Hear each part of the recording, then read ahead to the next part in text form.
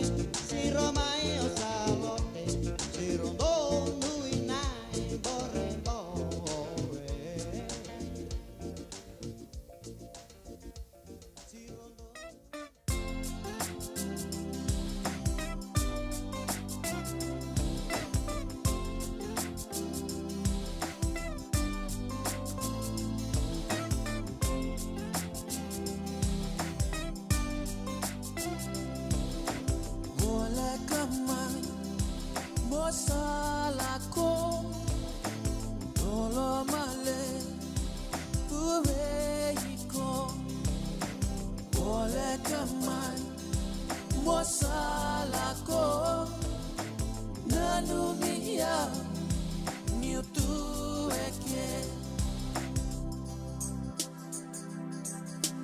Nauna sasivi Rui maleka Maroroya kamarengeta tawa nguileda ngauna koya isalewa mambana numa boleh kamar mosalako ngolo male vuveiko ngole kamai mosalako nanumia niutueke daulamani mobosota nondarungauna samaidava kena kamida tamani tale nondarulasa ruingasa ngasa nomutuyawa au ngaleni matamu veyau ende itunga wala kamai mosalako lolo male uveiko wala kamai mosalako nanumiyau niutueke wala kamai mosalako lolo male uveiko wala kamai mosalako nanumiyau niutueke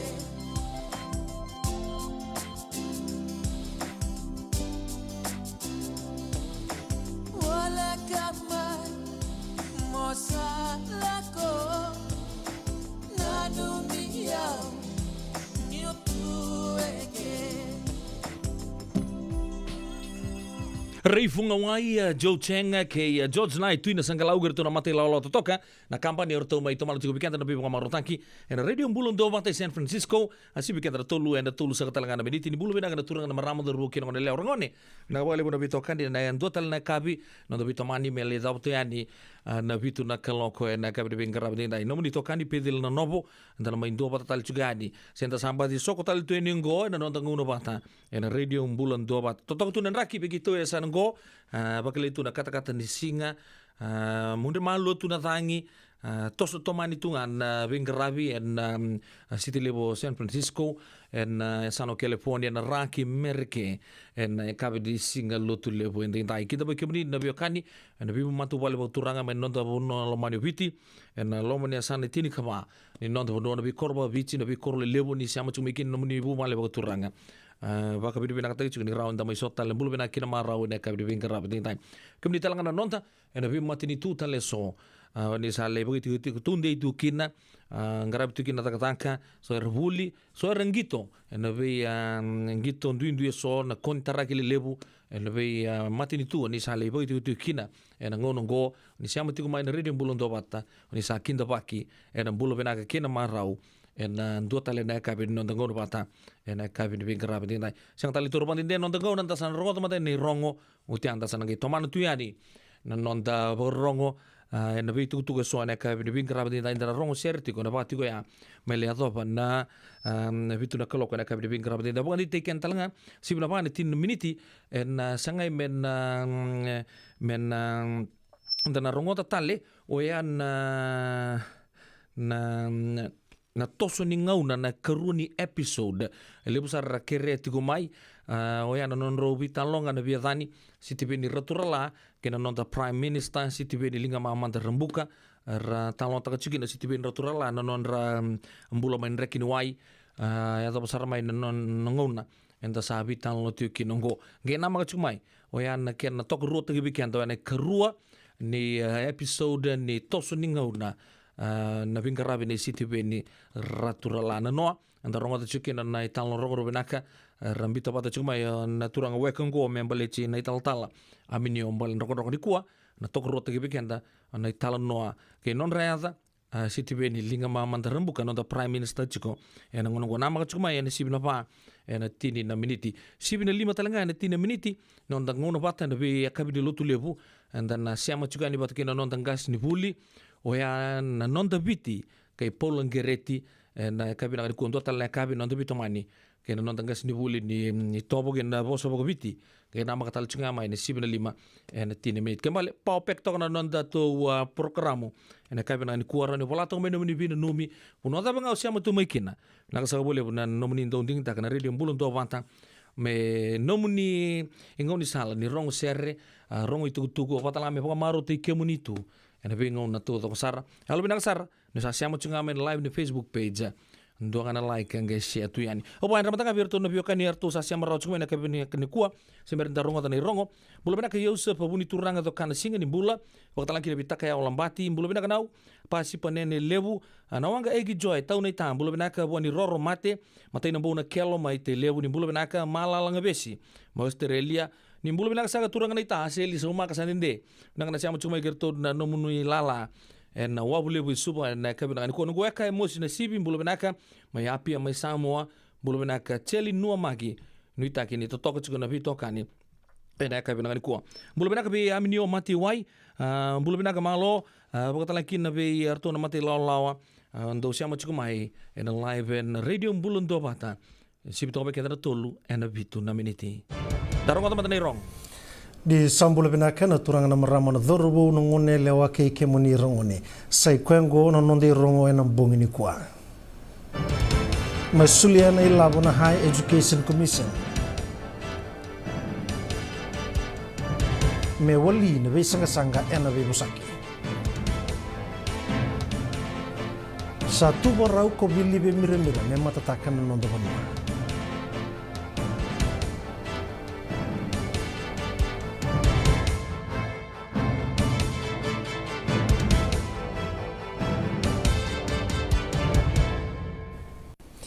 esa mai sulia ni kuwa na High Education Commissioner of Fiji vole kata ni donan rau kaba na milioni na dola kina tini kandua na kornibuli ongo e matai ni ngauna mera mai ndo bata kina na kornibuli ndu eso ara mai saini taka na be indine ndina tiongo etukuna na matambosi ni be ka e mai yadongo e sabare takina hua ni be ngarabi ni matin tu doko bata ongo e na buku ni kena dhungena na matin tu na vuli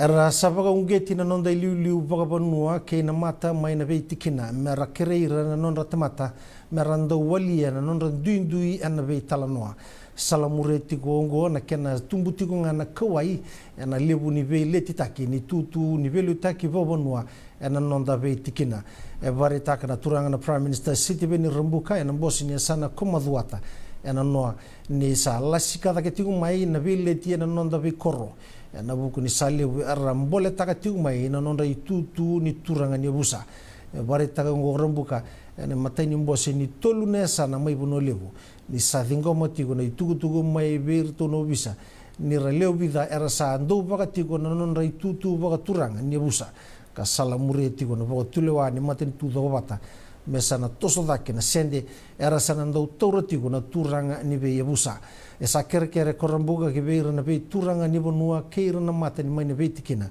era tigo na mbose mera bogo ngetir na lewe ni non rebusa mera woli na non randuindui na be talanoa sabana numira tigo na liu ni bonua rambuka ni na rawa ni tiko binaka ke na mbula sautu ena non da be koro kebaka enda na barita kana mbula ni velo mani na vendondo kai ke na be roro kobi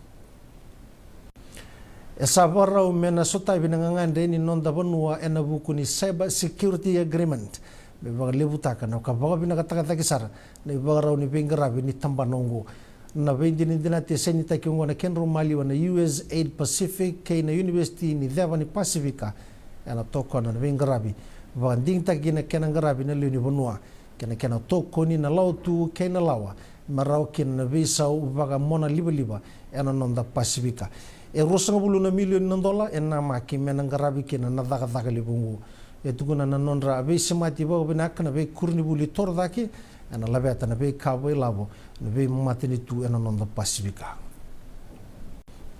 esa kere tukuna ministani buli aseri rondo be kenda na tumbu keina ndau ni be susu mendangara na nonda bula na lubenda ena raki susu enda la kuduru matikongo esa basala tigiriti kuna divisional education offices na district offices keina liu ni be kornibuli meropanga ngado takan non rean rabi nalubenda ana buku ni rakyungu esa be baungeti kuna minister ge be kenda na tumbu mendanganga rauni na buku ni non rambula na lubenda na buku ni taumbini uda etarati kono non da bonua isembera ni ndon na be bandi taki ni tutu ni raki ar to sulle rau mai na tambana ni NDMO me bagatiga bu mai na diona kalo ko na mataka ni kuwa ka sakere na leni bonua menda tiko ngangaruni karayan rabi bo benaka na lubenda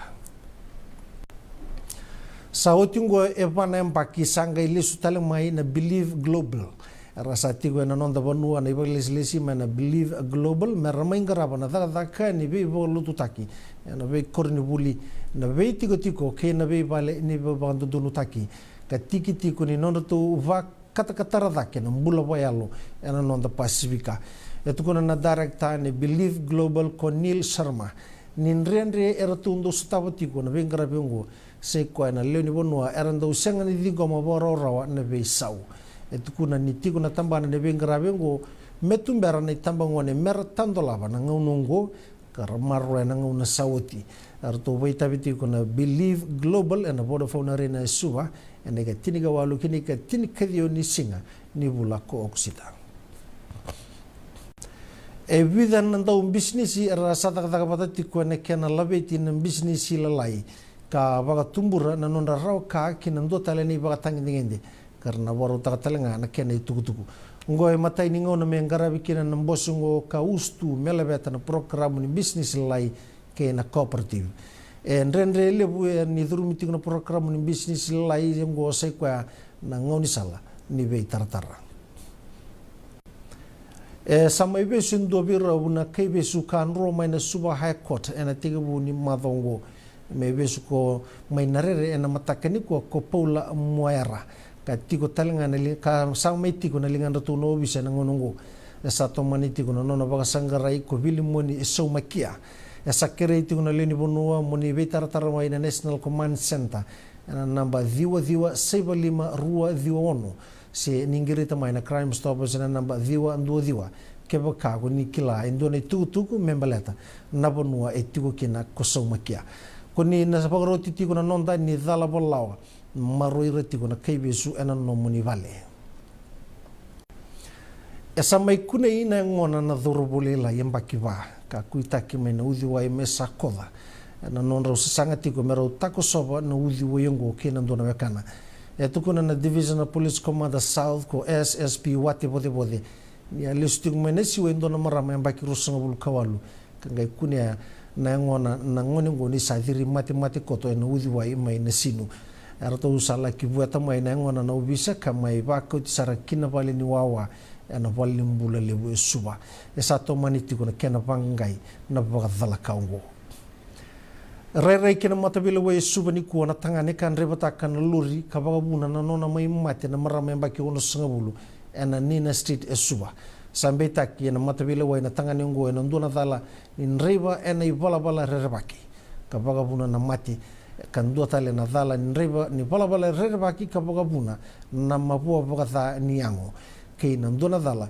ni reba ta kana lori ka sangatu na nona leise ni reba tale mai sai kwengo nonda irongo ningito en dobira na lewe ni nonda timi ni Fijian rua en katiko na Fiji Water Flying Fijians sa mbula takatiko en nona tatandra men nangito en Rugby World Cup en Allah mani be mama saranga ni mbaki bangito na sot ni Shop and Save Super Rugby Pacific sanga kina ningito na dorubungo mira ana nona baga mbula tiku mai na nona mabua ia na nona mai baga dolo wota le ni sali sumai kina rara esa mai dingita ki kwa kina na doni be baga tawli ni Flying Fijians ko Simon Rewalui ngo sa baga nunu tu ko mira mbaki rosanga bulga ba ni na dingita ki ene mata ini tini kalima mai baranise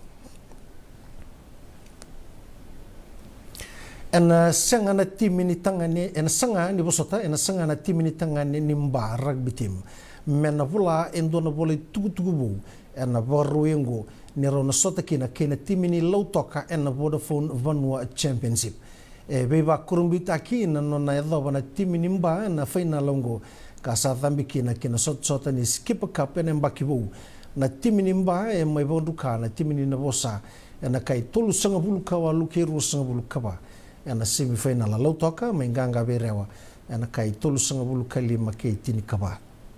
Etukuna na operation manager ni Fiji Rugby Union Sale Sorobaki ni timi ni ba ena rawa ni rawata ni to ni bonua competition ena rawa ni kunina sarava na final ni boda bonua championship ena Fiji One kena so chota ni under 20 era no sota tigo kena timi ni ba kida kaunrobe ena tigo tigo nangito na dona kaloko ena singa lebu ni bagaru wai nangito.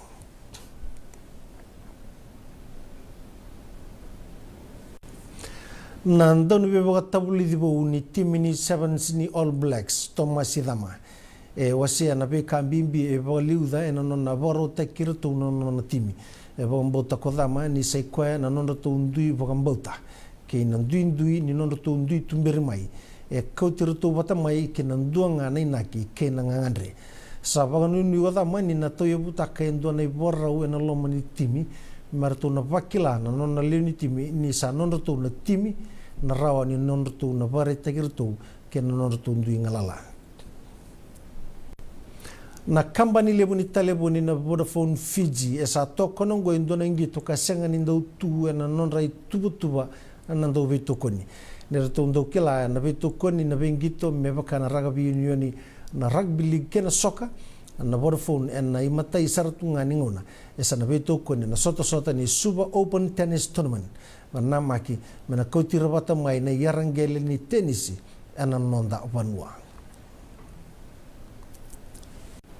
ni sambula bina katale mai kina be seburura na president eliu mai merke ko Donald Trump esa tobole tale me dingomo mai na veto koni mai vernanda kuna na bimbe takena basulawa membaleta na nonna be bagatao takena bindingi ni mbaki ronondolo rosanga bulu esa soli ke be Trump ke reto na lewe tini kawalu na nonna ndo veto koni endua na madawa merto na soli reto mai ni oti na nonna to mbeta ke reto mai verto na jury mai Georgia ni reto abagai tabi ena inakida ena basulawa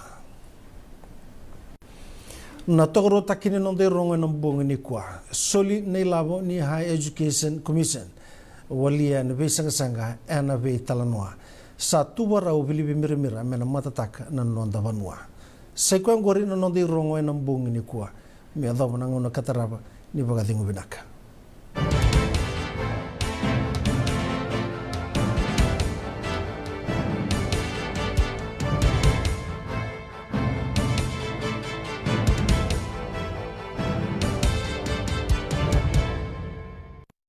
E senga dina ni kara rawa na daka waka kekiwa.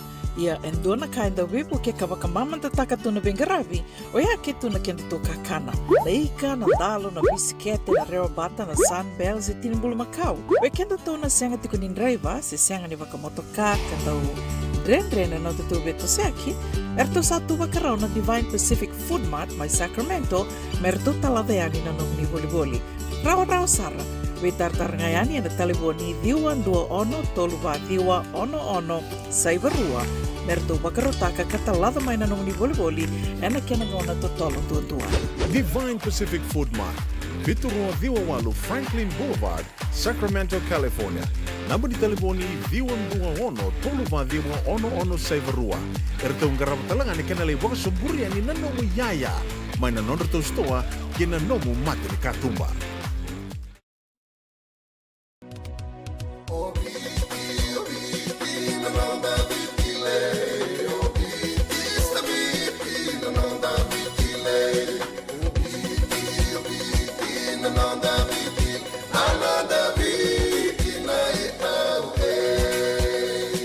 Nonda viti ke ngasini buli paulangereki rongodi ena 5 na kaloko ena kabini lotule be kemudo e Amerika tini karona kaloko ena singale buli bakaromboka be kemudo mai viti ena radio mbula tua bata San Francisco me kauti kenda bata Ena muna ngauna na levo ni nondo soso enda sa senga sarangan nikla na da momento baka talutaka buka singi lutaka sa baka kapitan ne ka kuni lo malenga sa tipin dono bunua era ni buka dingo ikimuni waya na JJ's Food Shack Santa Rosa California na be matangali kaka na jibgina me baka na karikua waraisi na lobo palusami na buwaka na kaiwa soso na dalo na toa na kokonda bayangani kena ngamure na kaka na buwa malang me baka na steak gai baka loka tabioka kena coleslaw surua o tat ni gela ko batana kena pai nambani kei na manrai o ya na JJ's Food Shack Santa Rosa, California. E rosaranga no direct message virtou giringa kina bitu sai bitu tolu dio tolu dondo limono se o nga ngole saranga le tomiko mai no mota e na dio maluma Billy Street o ya e Santa Rosa, California. E rawatalanga ni rutoli dilibata kani ne kemu katalo wasing lebu sa wanga kabi ya mai Santa Rosa, Kinavato. JJ's Food Shack, Santa Rosa, California. Nada masara manda me huli kinen dono no life insurance policy mai ve Lincoln Heritage. Sinang ayaw sa nagkakil ni Tulta, nagkatil kabitu ni Okostita na 2022 o sangir ta kasarabiri ni tauna. Kami ngaya kina maga ngaya salah ko mana check. Sengat tali ni biara, sengat sarangan ni biara palilai. In time sarangan mai. So ang tali wara ka tali tunda wara ka. Kubertongo. Au saya lo wag bengo kami binaktak. Nakambani binakang ko na heritage clinic. Ngayon binakasaranga sengat tali nto nakaya. Pagkatara tutu na kena. Baka na kena paperwork dito ta. Kami so mi nakilaw kena timber na vaka. Sen tu bikin dari labu liwaya. Minta samu kina kisi, mani marong kina ngona mojuri paling bula. Kaki bae kabel pada waktu na insuang. Ya serangan na buna. The Lincoln Heritage Life Insurance dodonga e so muna claim na lo mani rusang bulu ka banewa. Kaya sa ruwa namba ki otin na polisi ngaya na lenga. Di ko na beba si oray. Dawi mati sa siyanga. Raw sarana baka leo fo mana telefoni. Text mai kina was seva walu bandua tolu walu lima ena kena itutu kumatalilay. Awa wili kay sotale na itutuku ole buka sangkara. Kabaga tarungi reso. Kau manitaura sara endua na labe endua na baka nindi kaya dana. Na itukuni ke mata batudo. Era to wabola eso na turanga kay na maramanindere. Kota bataka na ibugan dinin eso me toko na nanondo to italano. Nigay nama kamay na toso ningaw na kay City Benny Raturlan and a racing of Bukalulu ni 7 na ba and a tini na maniti. E viti ni 7 na tini kadua and a tini na maniti.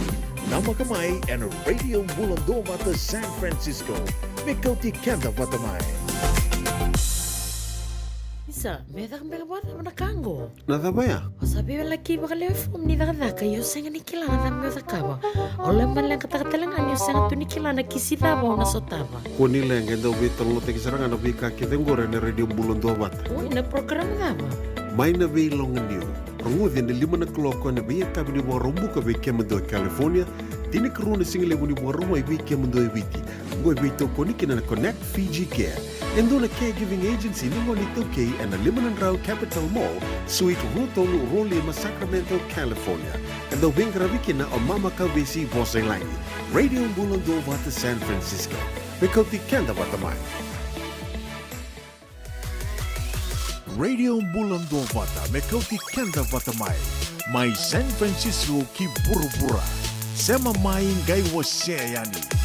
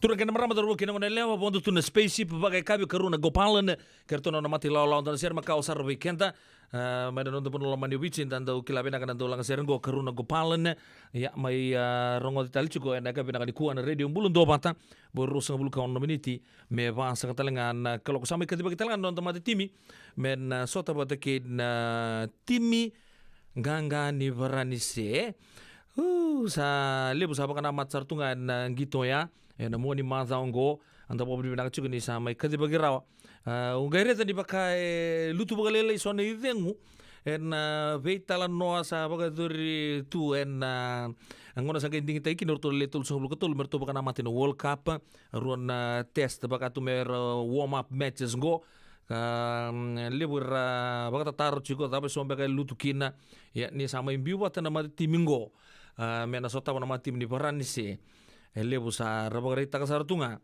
ni santun donu ngamenta sana bitoko dia na bukuning kitom bulo ya karena baga dur chiko mai non mai parani se oya en elege en singa tambu sarangango nangono mai non pono lama nibit sibne bitu en 5 minit ke mambale kena tu sana gaya pakana mata to kanang gitu ya merken mata kali lain di singa moniti ya na mata tim indibiti rosana ndur to kina na bandu ai roni mawi ke mesa kendonge na itu ni huka mai na cukup boturang mai ndur bes tevita ikan dibere rosana loka iso na sila namba ba ke te diri kinda beta number 5 ortona flankers number 1 ratu melinder na langi open side flanker Levani Mbotia number 8 last man down William Mata rotok na halves combination Frank Lomani halfback fly half for Caleb Mans rona toka na itu ni wing na blind side wing Lius Talemai Niotin donon na wadi ngulek-lek na buguni recap tu mena mapoa Vinaya Hambosi number 3 kendua number 3 kaba Joshua Duisoba round na centers na inside center non da kapitani na sota bata ke voranse semi ranranra bakatalaki na biyo Sefo Masi and itutu ni outside center fullback Sireli Mangala ortona bisu somitaki number 3 ka ono Sam Matavesi number 3 ka bitu Penny Ravai number 3 ka walu Luketangi Temo Maya Nabonua number 3 ka Diwa Albert Tuisue number Rosangabulu Simeone Kurboli Rosangabulu kendua Chuta Wainingolo Rosangabulu kerua Rosangabulu ketolu Ilaisa Nroses ya non to 23 men squad kana so tabo na mata timi ni lebla mai non te voranise en singa tambu sarangango lebo satu kuno chiko orto na bisu mitagi noya to sa baga to batta gitu batta to na squad kartu bisu mitagi chiko na Springboks kartu ya tan to chiko na bomb squad ya da baga bibina ka na buku di baka samongo dan dore dan ni orto korto to kana tutu ni bisu mitaki dole pun ngon orto ndo ranon tu yang go sa main game tu nga ngon go kelani lebu talangar sana te busar nga wambi bicu pero na mati timi lebu ro wele si ke Australia orto na tu sar tu nga main non ten singa tambung go marto na pandi ke tu na tos to ko sane muy tu do korto na takap na to dorbo en buku chinga ni rugby world cup so bore ta chuko sapa kali mata utale na non tondo so tapa chuko na mati timi ruongo na mati ni welesi ke na mati timi ni Eddie Jones na mati timi ni Australia yo ya na non to line up elele besar na rugby pandit na non to pura-pura era kai chuko ni mati timi ni biti ke na dona mati timi men ngaro ni na rugby world cup ngo o ya na mati timi ka toka na number 2 en world rugby rankings ya na non da mati timi baleta arto tuku na ni keruangan ni season en super rugby sa to na playoff kan do na mix wina ka toka verto na super rugby players ka tuku ni tini kawal orto chiko na erto lako nga may nando na setup po ya may na mati timi ni nrua sa na franchise ni nrua arto sanga may doir tu orto na dorbo todo ko rangito tu en top 14 may varanise kan dua benga chuko na pro D2 ke mambale na mati mi bicara tuguna ndo na mati tim na ngaro ni sarra ba benaka iya ena bika ra ba ritaka oranda undingo na rakabi na non pura-pura o kendo to sana masula kirto mandangan non to dorbo en to bor rika ni rara ango ni sebu talanga ni ngona mento na reda Ntasare daw na Pacific Nations Cup libur tu na apaka me toko bagalele toko ra ngonta sa valu sartunga ne batikir na tuawa ni rakabi ada non pura-pura rua sarnga ro kilai o ya na mata timi ni varanise ke na mata timi ni Englandi kanta na sotabo mai twikenem ya na homo rugby ni Englandi en mazawa katumai ko sa baritaka non to mata timi ya sa baritaka Simon Rawalui gitu nanggale bosanga bagali besar ena lomba ni rara o sabar ta kanta masul gerto no turbo apa kata lakina andana kela bagirto bogo binak sara en singa tambungo ni rona soto chiko ke no mate timin ni veranise o ya mai non te mai veranise o bambulo chiko be turanga night ni bulu binak sa jos rogotu nuku sinia ni bulu binaka baga ni binak talanga bi matu ibu no elewa mai vale lebu loma talanga ni bike muni recheli mbolangade mai na Navesi primary mai ndel Navesi poko para ucu kana bukan Navesi day na poko turu cukup biaka na singa ni kuasa na singa biaka ni mataka munrau bulu binaka malo mari tambole Santa Rosa poko tala kina biceli takai mai lotok bulu binaka nunggu eka luke patu ni tunggau o kilamba di siama tu mai na mali olal oi warabare taka cuk ni siama cuk mai Bramley oi mai Missouri mumbula bago ni binang tala na matubal nang gaung-gaw Amerika kena besay viti todo sar bulu binaka oi naka tiki ko tuai kena nomu ni matubal sa bago ni binaka tu ni bikemni Mr. Tuai na kabini bingkara bin taw ni ko klan ni siama cuk beka mai riwai si sabi sa umbeka na puno ni sa warong cuk mai kina bulu binaka kemni sing lu de talangkina be ben beren basanga berna ortona matila ola ni litia tu bakawa merto botai na merama do taka baguko en Australian High Com en non to puno lomani bichi bulu benaka leni samasi kata laki na be unaisi linga tambua saloti to malem bulu benaka bulu nang karapatu ke litia tu bakawa nang sabale butian siama jika mendo bata cukumai en ka be nang ni kuwa bulu benaka ni tadi lady di bibuka itu na pin nambong awara tu me ke Wei lei, sabo kata taruh ciko, na pie, maybe ko sarana Queen Bee, torong abio ni tadi, abang kontong kelir itu ko yang ni moraga, kelar tu abi si kumbaga nambongi, sando talimbaga na puno ni sabu ni tukina, pokoknya ni pinagadi, pinagana siya mo cukup na City Level San Francisco, apa malo talang ambula be na imbu ketuyono, siya mo cukup kerton na mati lawa, may na Pearl Resort, may Pacific Haba, na matutimi ni Unique Blinds and Carpets, Antara ser mertono numiki na mati lolo nei naimbuka we albereti rahil ka bimbi berto na nitundi matu vale seng mulza bikin na irna lewe indele makotu sa anjena ke irna lewe iya era bagiti tugo viti ke bunotani malo ambula ramasi binakana siamu cukup mena ke benani kuwa naimbuka tuyono ka baganu ni binakatalaga berto na mati lolo orto bore tak cukup menton ser mertono numikina ena kabini bingkara bintin tai bitamai mala JL bagano ni binaka tu ni bikemni bulu binaka Louis Dexter koroi tu zakau mai Sydney me Australia mulia ngatele ete wati sekuini talo falava bulu binaka mulia ngatele bagano ni binaka to the Manu Samoa team and also the Fiji team. Thanks very much for tuning in from Apia in Western Samoa.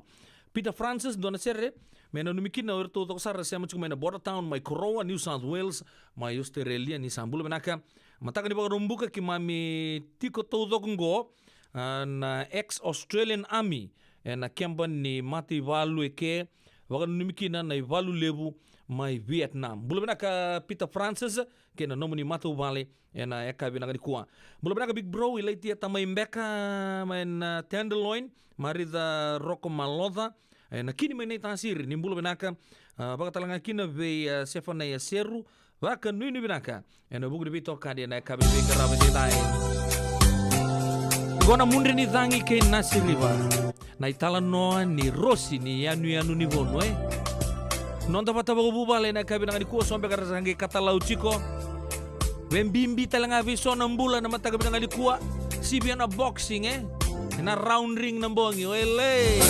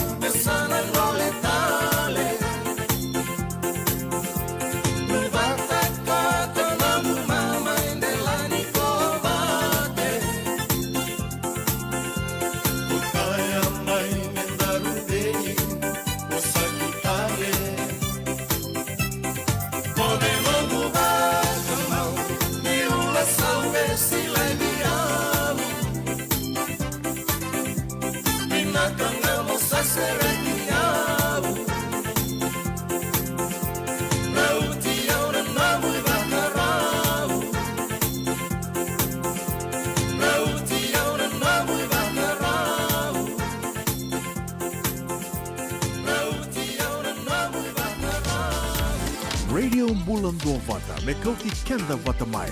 Mai San Francisco ki pura-pura. Sema mai ngai wase yani.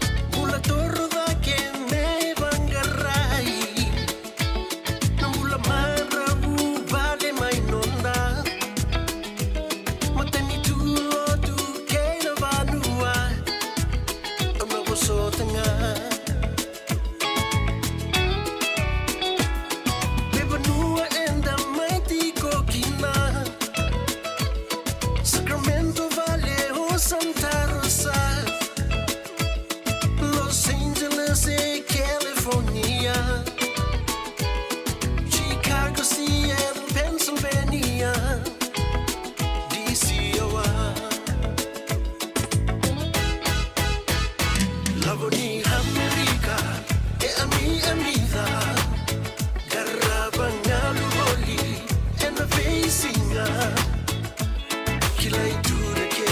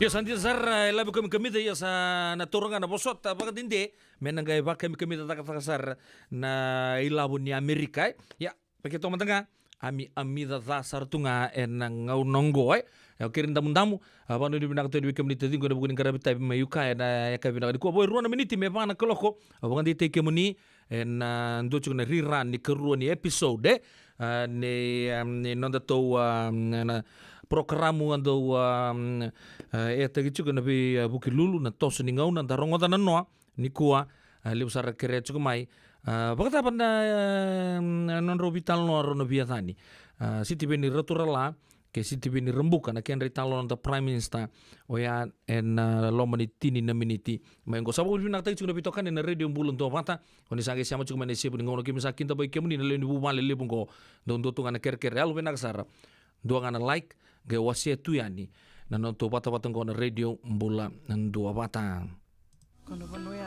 na dhabu ikalawa ke Mrs. Titilea na itini wei talanota ki kena na ulu tanga bimbi ka daun rendre na kena wei talanota ki sewa sei ana matana lewu ulu tanga ni tosu kiliu wei waka ungeti ka dau wei labeti rongote na wei kabini tu siti ni sivu na tini karo na tini kalimana miniti wei kemando i viti sivu na lima na tini kalimana miniti wei kemando i California ana wei singa moniti ana wei tokoni ni JJ's Food Shack Santa Rosa, California rongote na radio bulundong wata San Francisco me kauti kenda wata mai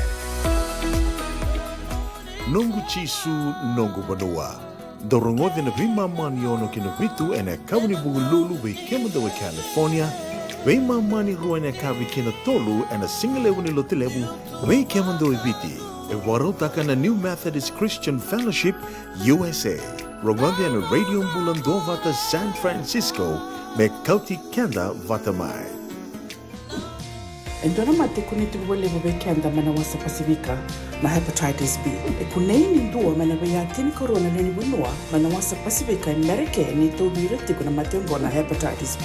Ongo ili bwake na kenara libe tobi sena tobi kuna mate ngadangada se liver cancer. And then remendo kila ke sa tebi kontiko. Me bakani se musoti ni kene bakata kila se symptoms. Bakabo ke sa mbimbi na mate. Mbimbi ngona kila mono bakani kebi membaleta na hepatitis B. Peter mai kena telefoni 526 ono vituwa 51 sesi koba na nondo to website www.sfhepbfree.org. Nadabe ko marota katiko. senga esan dondina na marau kina voge vingile wo wakila Balata? kesa mani ka vivi na nongumbula ke mundo sana senga ni lenga dona senga talanga ni rere wallo ma se mundo warakati ona ila vundragreg balata ni swada kabatu na nongu life insurance policy Iko na kam to waka tapya. Sa tumu matanga na numundranga isenga tu na nonto pepa.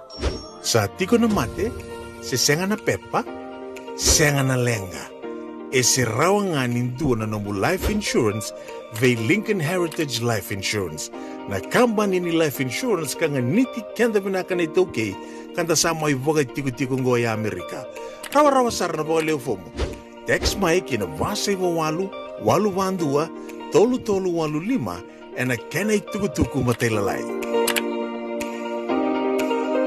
Nanguna na radio bulun dopa ta siwika trapangan na ruana miniti pokok di menata chung bitokan na kabde ben karaba da kembale sabonga wol miniti mentana rongo di ro en biatani city ben roturala ke na no prime minister na ngonongo na city ben linga mama rembuka robitan lo sartu ngapa biatani reli sartu ngon rete busung ita meki non the prime minister mai non ra korba turanga me atau sartu ngamai na ngona saramai bingkara bitali kinongo na nonta mati tu bicho vamos mentanga ni bisono kanda rasya mo chuma na kabira ni kuwa vamos mentanga be jay andele la kemba ni bulu bina saka turanga yanu katala uchuke na ngonongo ai krai kabe chiolong gisi be ken ndona ken chini samai kene doina raisi malo Mr. Andele la kemba na sya mo chuma na kabira ni kono kuntaku na city level San Francisco korto sarangango korto taka chuko baku koa nono to kedi tu na uro ni lavo amida na kabina ni kwa mulu bana ka Benedette tuivanga wakano ni bina talanga ni be nagu kerua siya matali juga main tenderloin na kabina ni kuwa bagan ni binang tu ni bikim rono biotini na kabina ni kuwa bagan ni binang talanga be lote ranandali ke na nomu ni bubale binang na siya machuku mai maruana mbulo binang kan konta na nunggu tahu di desa raung gaire ni rasia machuku mai be Susana atau Tausu siya machuku mai pertania na kabina ni kuwa rekeran to na serbe na numikina o isia busanti mai nawi siya na eno mai nawi mai sabu-sabu na partay si bunte ke biti baka no ni binang tu ni bikim raw su ke o isia busanti na kabina ni kuwa wambul talabe nunggu keruan daw siyang nitalatan na program go mai na korturanga ke New Zealand mai Wellington baka no ni binang talangan wirtu nandaw lewen na chukon songo binang na Baysiders na kabina bingarabi ni kuwa baka no ni binang be Luis Dexter koroitu kau nakana siya machuku mai Luis waktu lagi be andona to kango Bill Rastoko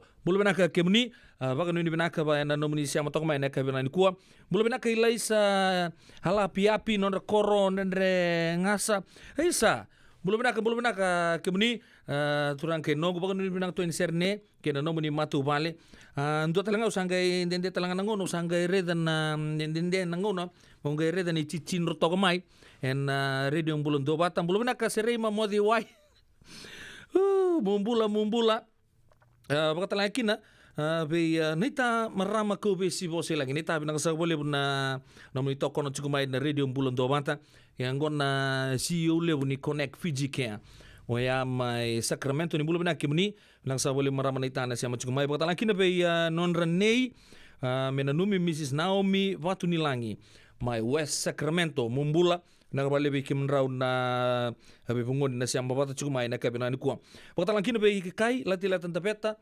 nawang galiba mai San Carlos malombula sinilang kalimbiu pagkatalang kina be Tori katinay mai na yatukuka baka nuni binaka na kabi be karabi en da klani sa lutu cukup na kabi en Bay Area go ando madana kena kamalum we be kenda enda satu tolosar menda baka reda ni sona kame dana baka taka tu me oki pai taka tu na nonda ka ni lotu lebu so sa suk na taka so en rebo chuki vale so en rebo kambala butu rambe ka moda ka bungirit sta vale ke ro mai kolo butu na matini singa se sombe ka revital tal tumbe kana ngono go wan rambala butu ndambe tumbe kana pots do tumbe kana mena biluchi ngai baka nanan kila kona matangali pananan ko medir ne kadib mantangani bango siang mantangani overai na mawi sene mata usawan rembala butunga Oleh ya sa ndo man debikan na sere na kabri bin grabe din tain gona au ni mana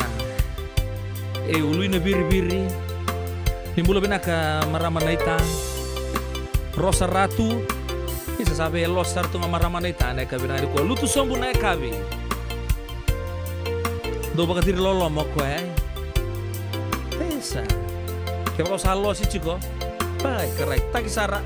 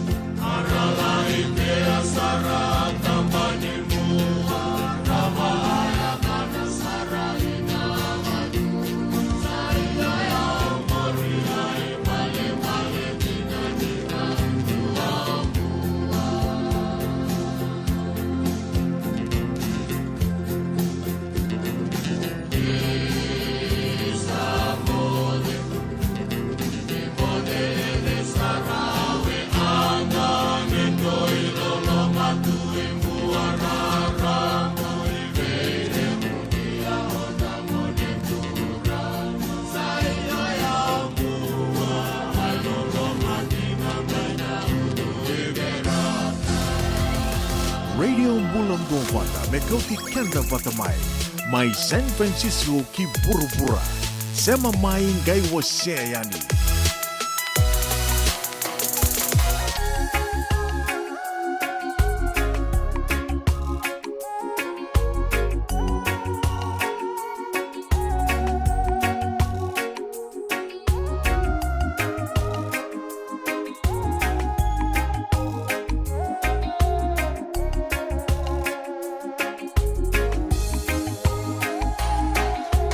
Na nongo do domo sa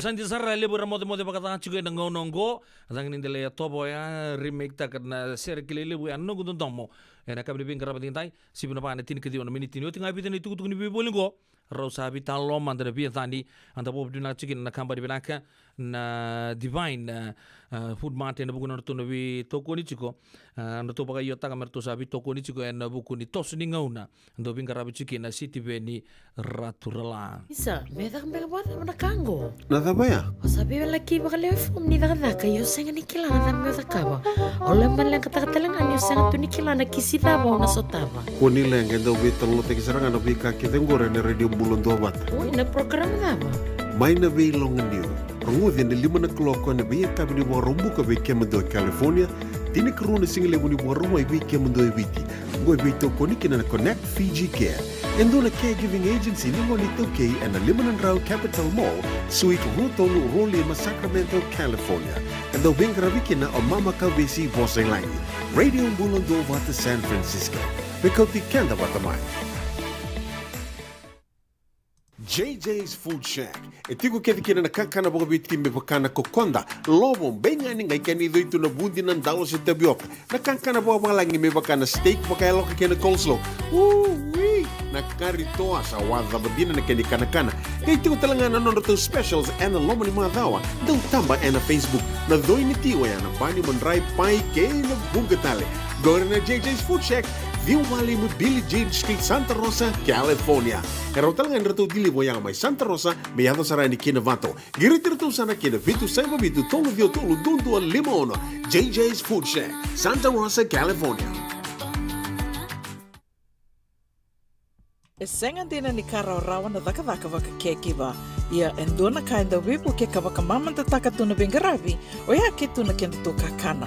Leika na dalo na bisikete na reo bata na sunbells e tinimbulu makau. We kenda to na senga tiko nindraiva, se senga ni waka motoka, kanda u dren na tutu beto seki, erto satu wakarao na Divine Pacific Food Mart mai Sacramento, merto talaveani na nung ni boli.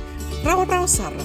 We tartar ngayani na taliboni diwan 21-2-11 Saivarua. Merto bakarotaka katalada may nanong ni boli na kinagona totolo tuwa. Divine Pacific Food Mart, Viturua Diwawalu Franklin Boulevard, Sacramento, California. Namba di taliboni Diwan 21-2-11 Saivarua. Ertong garap talangan ni kanalay waka sumburi ni nanomu yaya. May nanonoto stoa kinanomu mati ni katumba. Dendram beka nang wala ni kibalilo tino buku ni oso pakadadaka. Sendrakin-drakitan beka na itos-tos nimbula. Kuha ni lenga sinui gawa-gawa. Nana magi-mai kina programo warotaki. May veratao na New Methodist Christian Fellowship USA. Nongu Chisu, Nongu Banua. Rungodi na bima maniona na kabini buku lulu bei kemundo e California. Bima manindu na singilewu ni lotulewu bei kemundo e viti. And a radio bulando vata San Francisco. Me kauti kanda vata mai. Turang kena marama terbu kena mana leo si bina pa en ruas sanga bulu ke ruang na minute usaha bagari tak cukan beke mani anta bob bina cukan company bina kada Divine Food Mart aner tu usaha bagari yota kamer tu san anta bagari la tak cukan ken anta rungodi chiko oyan bi akabitu ta besar ni buki lulu oyan ngauna anta ko cukan beke anta city bini returala oyan toso ni ngauna ni kuwa rirante kina ke ruang ni episode ni Vital Noa Robital Noa tonga kina baga biatani benda sana sarap sarmanda ini na kabina ni kuwa.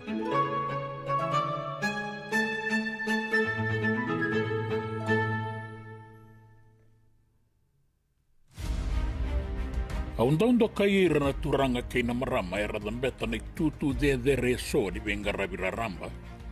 Ena mata ni tu na lotu kay na vanoa. Karawa ni rantau siro sobuma ia na sona ngauna. Medamai veitala noa vesoli vakasam. Beba kasar nga. O ni rai da tokongo na kenai rai. Dua nga na ruku ni buni kau. Ke rau mai sota ka veitala noa tiku kinango ke nongu ya vai suba. O nongu ya vai udabuto ya. Iliu taga tiku endai na matani tua viti. Wo sai karua ni ngauna ni nona veliu taki. E nei tutu baka Prime Minister. Tua tanisar, Inda raida na itutu ya. Kina bono ke romain dandan betoka kinango. E abuli talenga may nabuli ni turanga. Di na nga niya kabia o ni kalungat. E ala kibuli ki matabatu do. E senga ni sudo turanga. O tamana yang gas ni buli. E senga talenga ni bauli utaka mandangan na norato toka-toka. May nandokan raw. May nrekiniway.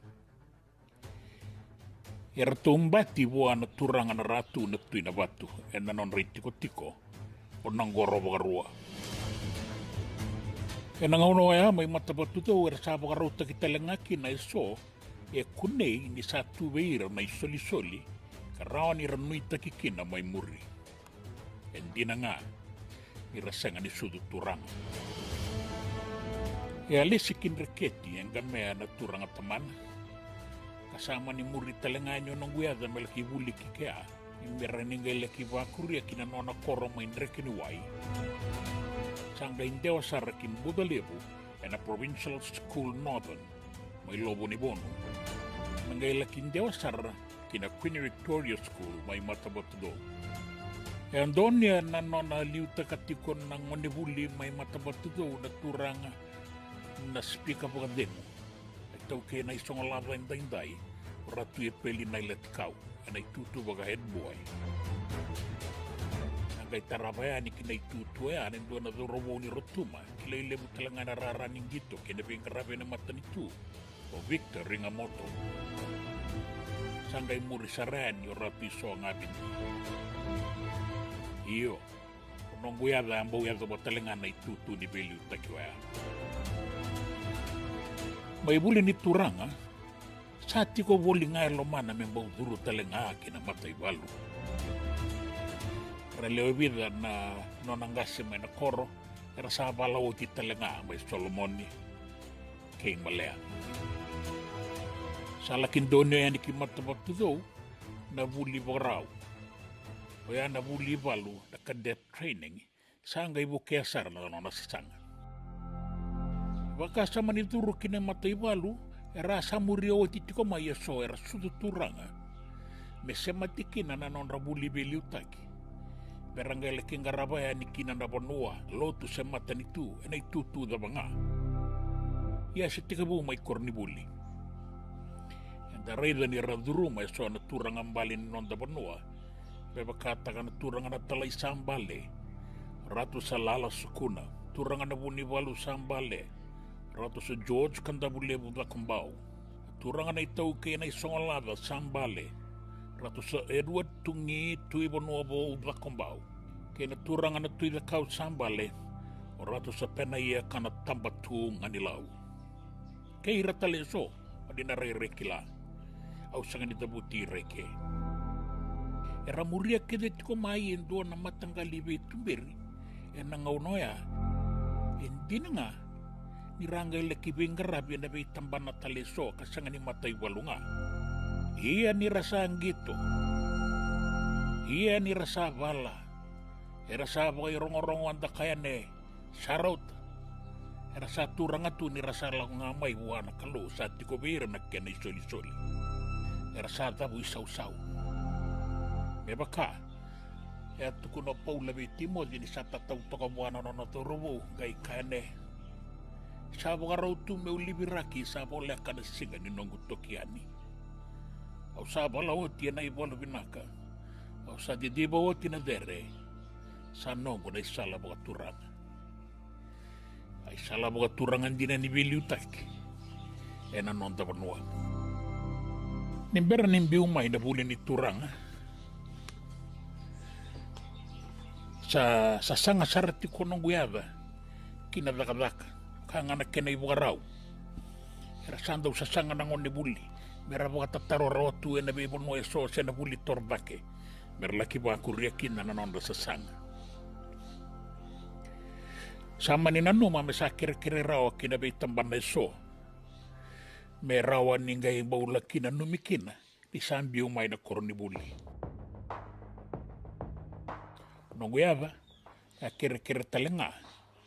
Ya sabang dono itu melaki duru kinandua na tambana ni mata nitu enang na executive cadet scheme Karalaki buli kina so merabeli utaki na matani tu.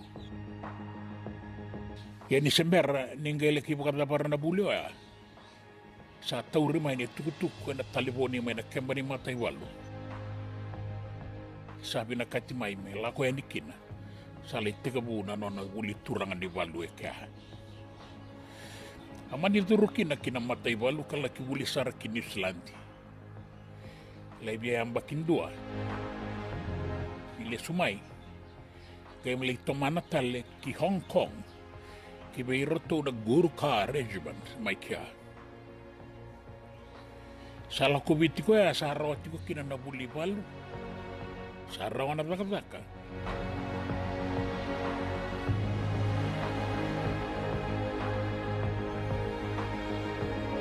Saraw talit tunga na buli koroya na masters kena bachelors.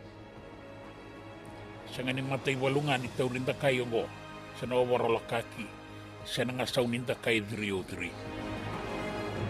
Sa anduatan ni na matay walu yan ang unawa.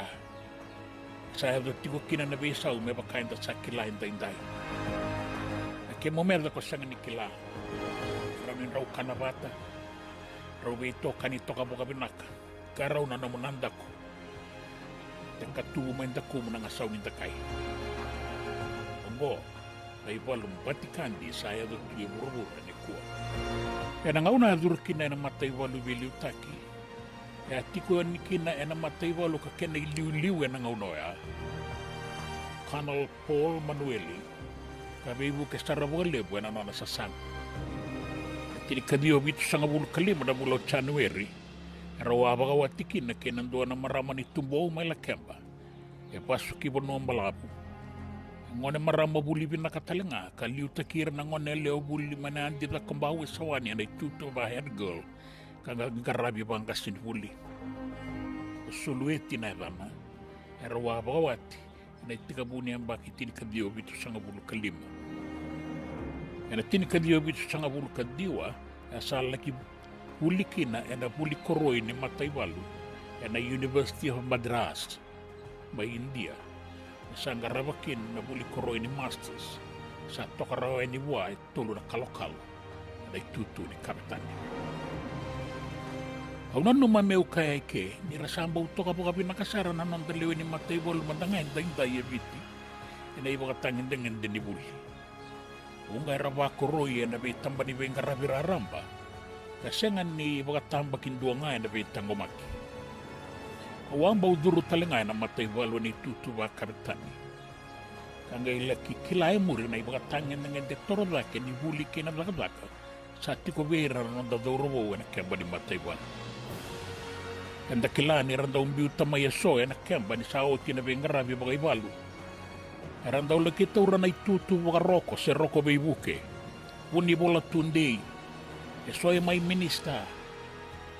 So era mga raita ka na rambayle mo ni kilaka sa tiko beira na itutu mga loya. So era indin niya. So era buniway. Karabing garabi na may tamban na taleso. Yarabing garabi talanga na itiko-tiko ni Beliw Takieso na tokalaw loma. Na tamban na ni Besaw Tutaki may lepono ni Kesay na ay. Ay talano tagabiyaw. Nanon rawatalay kay kanala Jerry Wanganisaw. So, bono, kandang ko sa hayal. Araw laki buweta may yan doon na durobo ka maboto ka baka may leponon. Na durobo ni kandabu, sor na kandabu talingana. Sa sungo-sungo di tawdo ka na sala ni Bay Taratar kinabibosaki. Makakina ng ulisal. Sayan raba matua. Na Bay tulo ni ulisal na matay walong batikan di may leponon. Rila ko na leruang ko.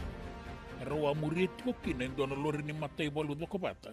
Kapondo tiko kina doon na turangan ni balu ni Baranise. Raw sarong mo tok. Napanabana ni Takay. Ni Rato Salaw-law ba namay. Lori liuti ko pataki raw yan ni Kimuri. Walaylay raw saray dan salaw masaw. At turangan ni Baranise. Satu bukan dua naluri yang rei bataratik. Erau sa tokasar ng ngon nibiti na dua na bonuan rendre. Bera usangan yang dua na boka tule wabi nakamatau kaya lo matu na bonua rosa tokaki. Keba kaya rau toso ia raunan rombulan beka. Ya keba kaya rau kele kabueti ko na turangan ni Varanise sama itawong gono na ilawla.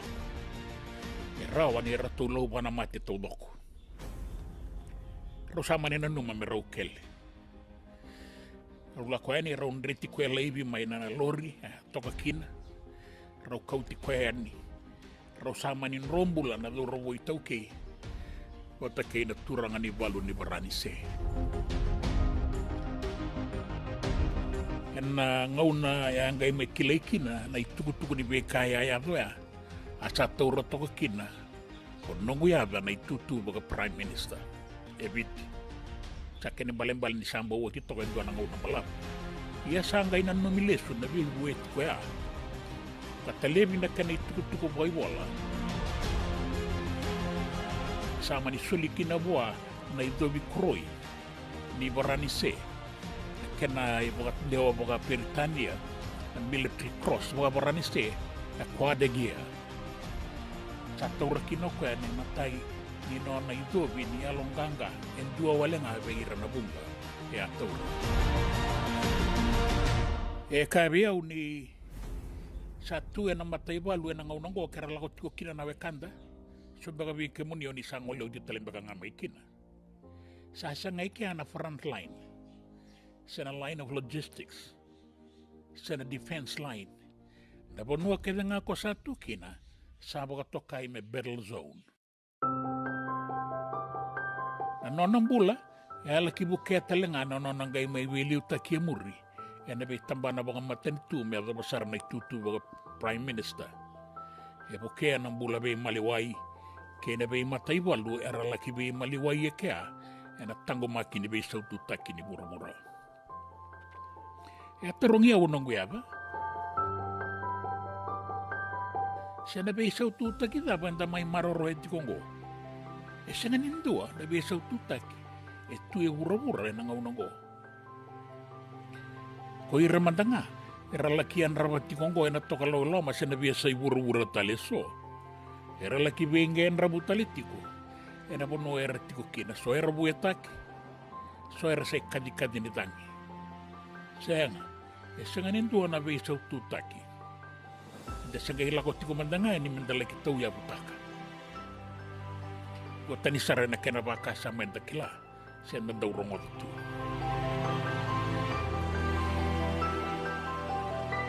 Endua na ya mendakila karira da kenda inday na ngonit turangan na talay sambales. Orato sa lala sukuna. Era rongo, ena itabi keda nga erang garama. Ya, endua na turangan. Ena buli. Ena iwalu. Ena beliw taki. May kurin ni nonra itutu. Ira sa sudu turang awat itu. Rabalay na matay ni Valu lebu kay Bura-Bura. Ena matay Valu ndui panua. Beiduru maki ni Varaniste. Na French Foreign Legion. Era taura talenga may kina. Na koroy niya longganga batang ngayangay may taure murio ng guyaba. Aqua de Gea. Military Cross ni Varaniste. Ya kaina kian kenray tuku-tuku. Isuliwa na koroy niya longganga na matay Valu ni Varanise. Kananomi ni taura talengakin na idobi torda kentuandua na matanitu ni Varanise na kena tau-tau bata na Victoria Cross na madal militar. Ang uniturang ang bale, ya tango makatoka yung dua na panua toka kinananon na ilaw-lawa. Karsaya liya so bueta keso, sangga ibo ang duon-duo tiko. Orato sukuna, yan ang gara kalakiti ko kina. Sangga iban-aban ang duon-duo tiko, orato sukuna. Me tango makira non na itokan, hindi na nirangay kilay muri, ni sama bawa sarto ka baka. Ya soliki na buwa, na kuruyo ya nirangay lebu etiko yung amay na non na itokan.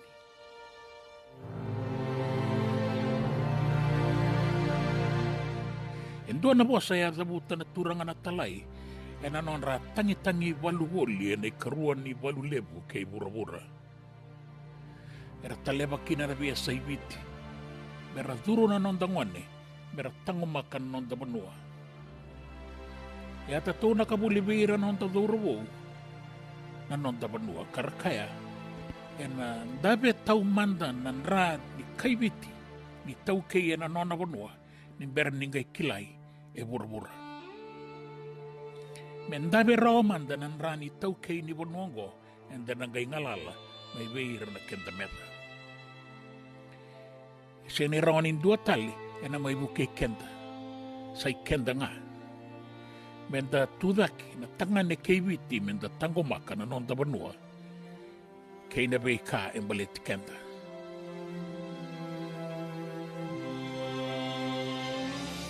Sana numi mera sato sa kineto Solomoni na nonda dorobo na ngaunoya. Baleta na baka samaya. Mera laki taroba na matay walong tsaba ni Rasitiko may Solomoni. Mera kaku ni wawa. Derang gayado may kibiti na gaindrendre bagalibo na tango makini nonda benua. Na baka samoya. Yan anumi ni binaka menda tauri baga talinga. Na so na tambana. Kanda kila ni baga maringgeti ka musiti kenda. Kaya baka enda laiba. Menda gay may voluti ke. Ya.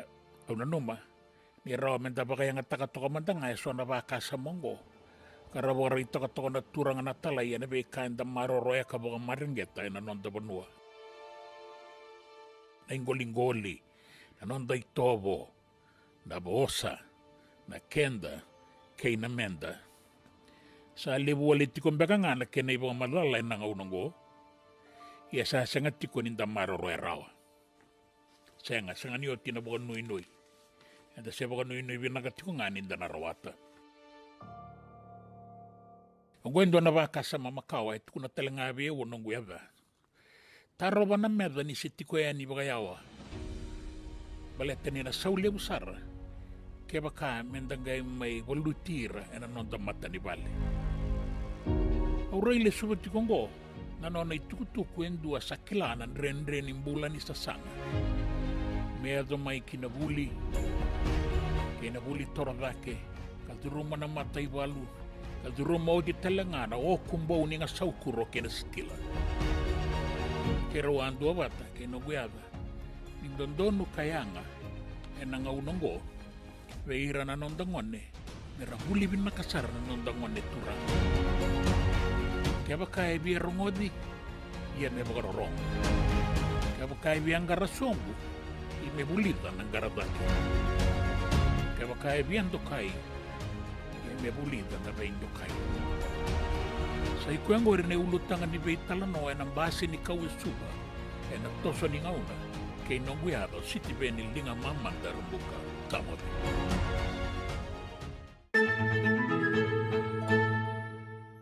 Esengan din ni Karaw-rawan na daka-daka-waka kekiba.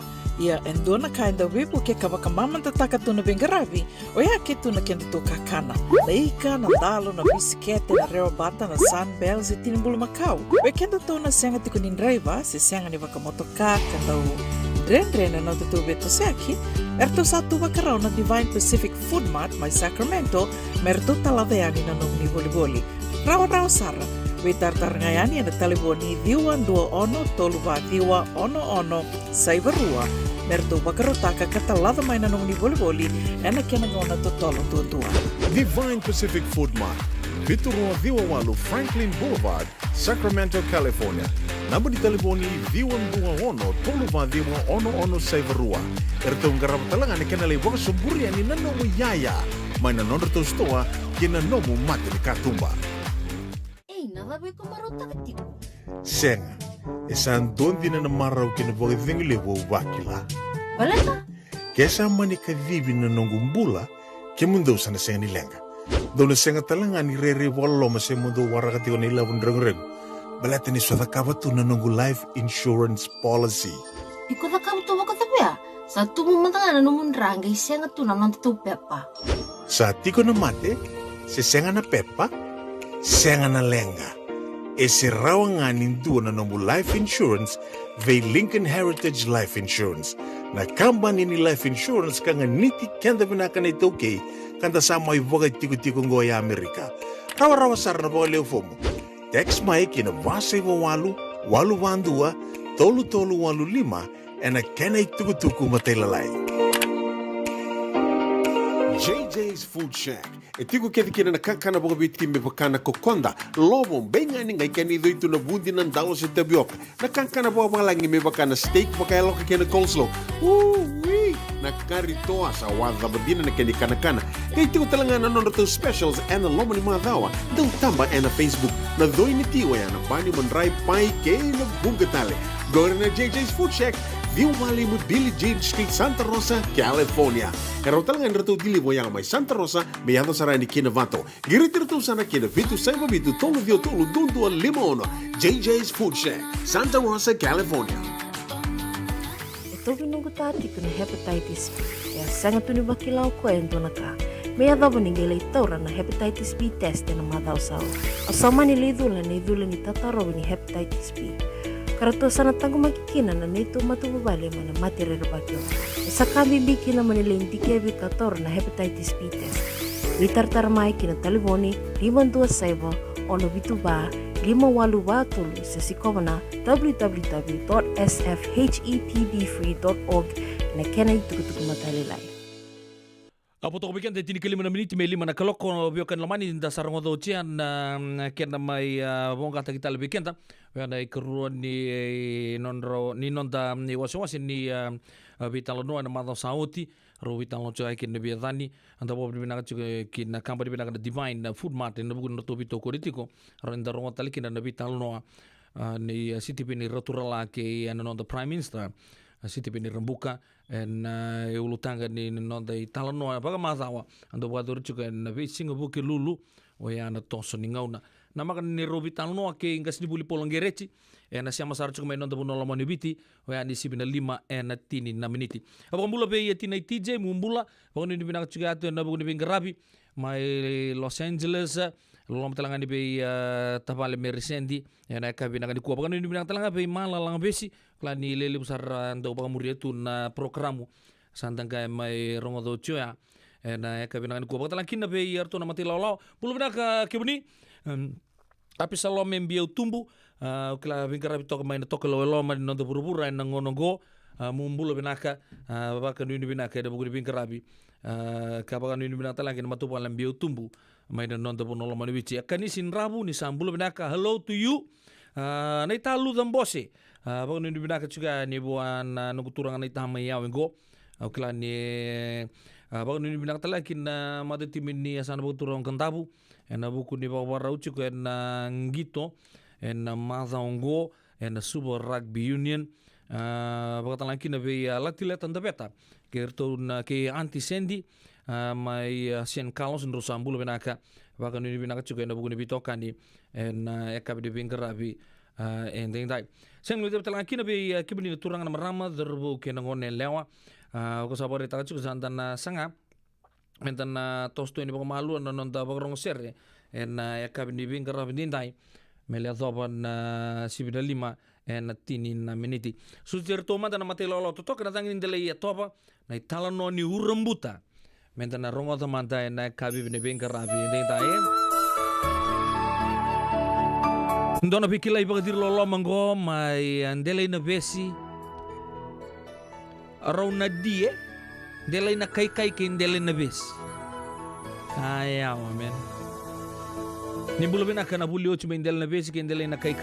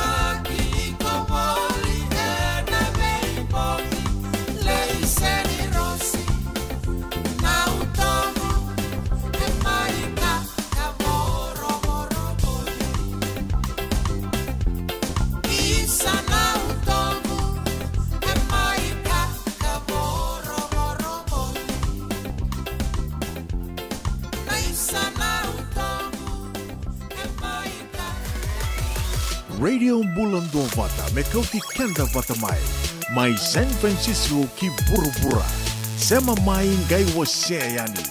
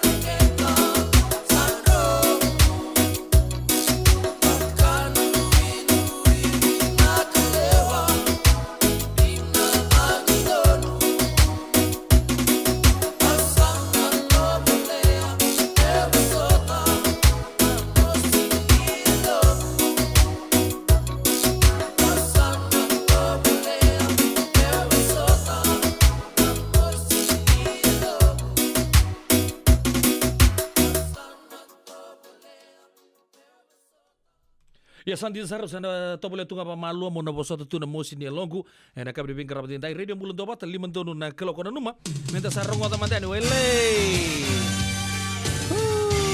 totolo tal no tulan de bay na turanga nai tai ya na ro mai balisong kuna kabri bin karabatin dai no numa me usan kadi boka mantani bekenta baleta na kuna dondon me kadi boikina tal no tukina na wekanta mai na tu ya sawam bala ya siti bin raturala ken matai di tutuku sakun robi USA barbecue na fundraising event na boka diru sarchunga na singa boka rowayengo tini kinaono na kaloko vasanga bulunan dola dona kemu terre barbecue ni za au lamb chops na ika toa sausage potato salad vegetable salad dessert fruits kena drink sako eto ko nga baka sama takan indo tuin nan dona baka barbecue sa arto baka takatali chunga na wekanda mai da kaun robe na baga dorchu na barbecue ngo ke na volleyball la ko na barbecue ba bunun tu na volleyball nge boleh tonga bang gotos mai meta mai maruta kana baba uni da au wat kena waini vanua wasa usau mande da au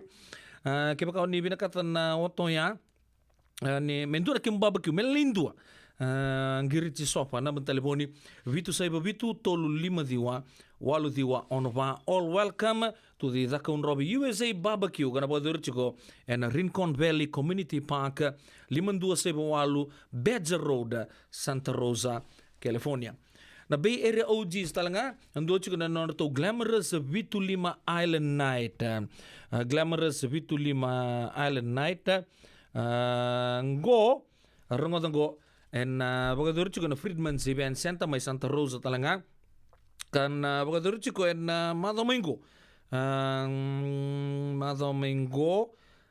na bogadur chiko kina na ikarusa bulkaon ni okosita yana siga bogorwa indonan $1 per person bogadur baru tagitu na bagakabi island menu dinner and drinks bogatala kina live entertainment sekarang ngulit tapi tali cunga kina DJ na ono tuntu break kina na geng ni live guys siama tu na DJ me ado pasarangan ni lei tapa na tega buta kichiko en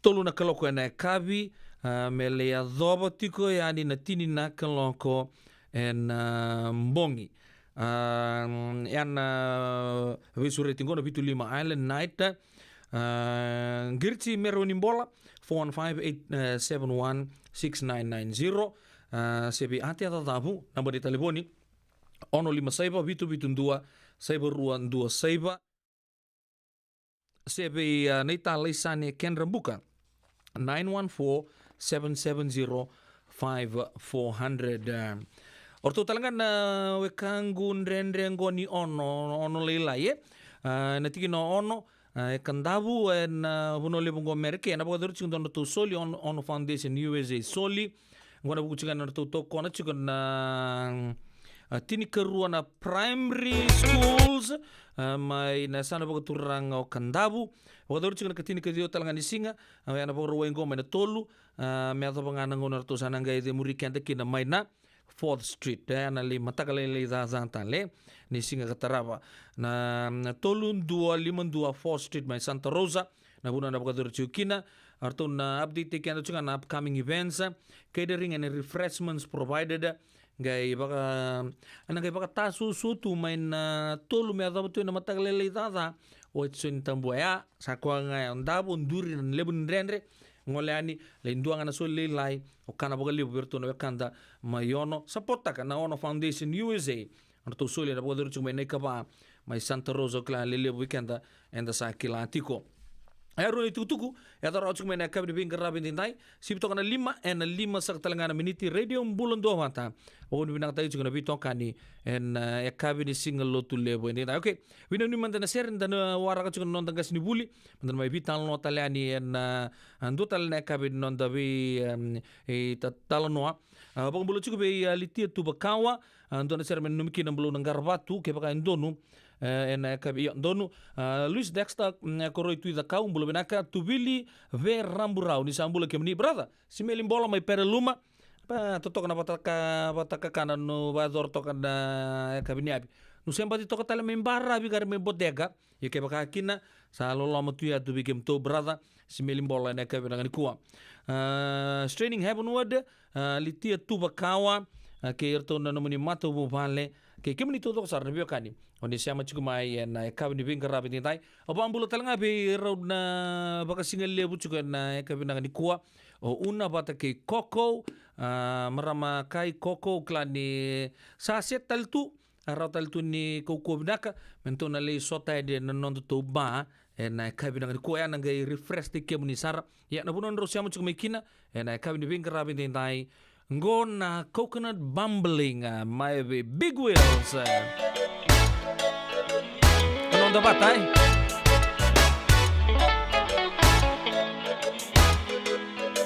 Everybody now jump, coconut bubbling, take it from the top. Reggae bassline thumping, coconut bubbling, reggae till you drop. Come on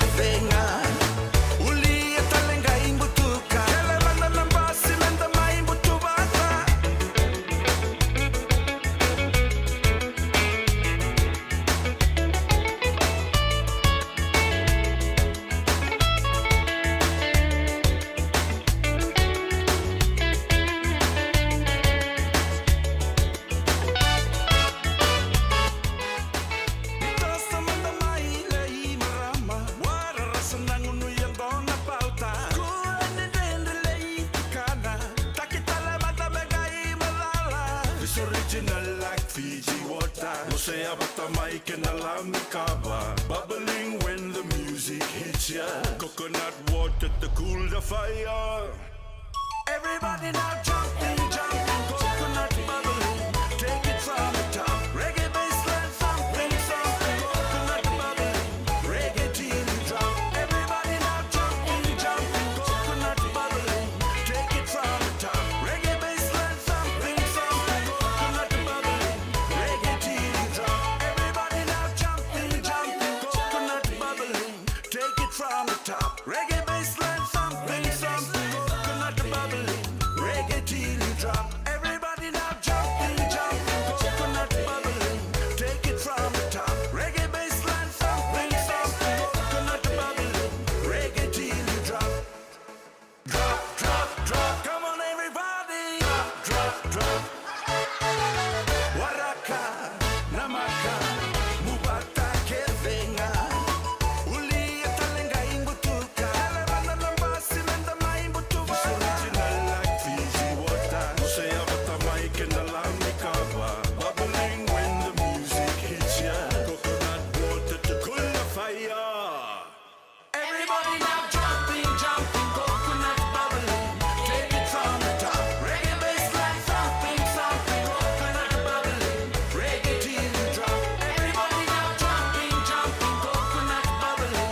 Take it from the top. Reggae bassline thumping, thumping, coconut bubbling. Reggae till you drop.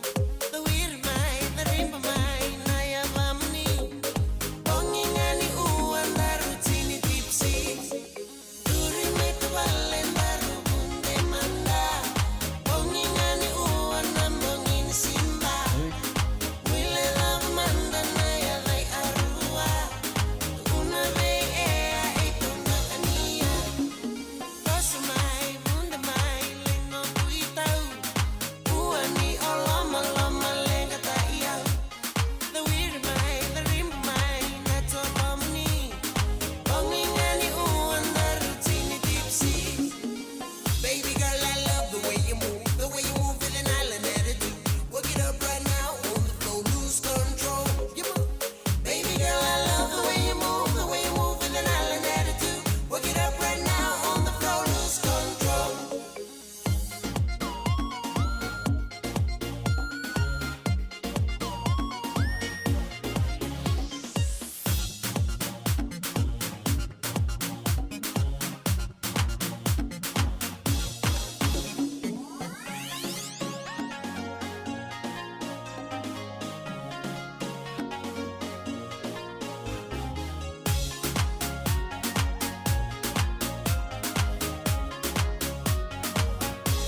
Alright, I am Miss Happy, that's you like time you look you below dance floor. Let's see like girl come closer, let it show.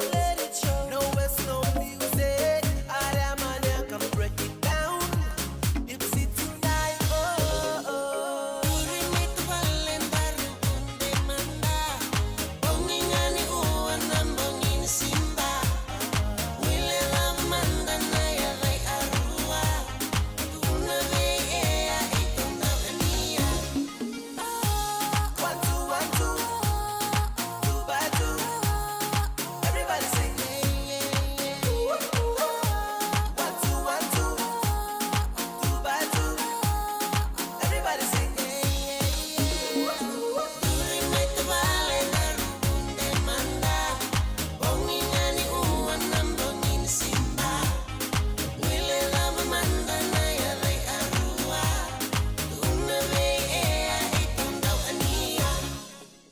Ia sandia sara tuna be e tondo ania mai da au bongi ngani kua tona Leitini na Carnarvon Street na Deep Sea. Di na nga ni sa songo tiko na be bono todo ko sara ni tarlala nandua na keloko. Sibina 5 na tini ketolu na miniti kero samba di baka nama da tuna biwa kaningo me kero sana ba di tomana non to vital no baka madawa.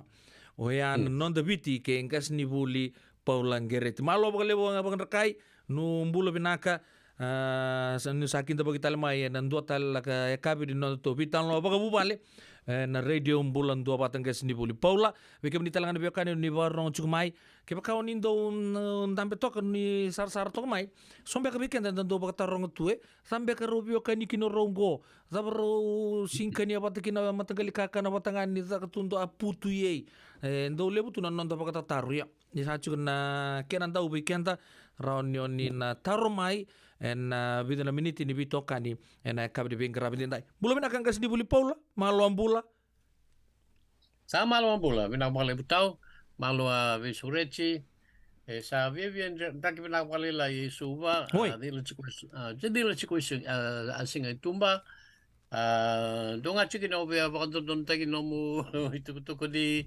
tarlala iyo asongo ni balini dani si inandona ko loko gore aliwani matentu matan danis na tauni kabuka be tarlala mai na korro oi na korro singa sar ni pakai ala oh iya tarlala singa oi nantani singa isuba sa songo nandua ayo na be tauni na be tauni singi wili kina na be korro baga biche yo singi wili kan no be korro be tarlala mai na korro la kuna tegu nangau na po be tegu kina chini no nangau be chini kina chini kana ngona be chini kina simber dor la ko wan no dor vital no kaya kuwa me bakan dor tum tal mai na madau sau chime mai tomani kina na vital no ka ko chiko na tarlala on dor mo dor vital ni tal no man de ke mo suba iliu tukun asenga ni ya dokina nangunu au babangu lako ngayani lako tuna sere era toko ma Indonesia na marama turang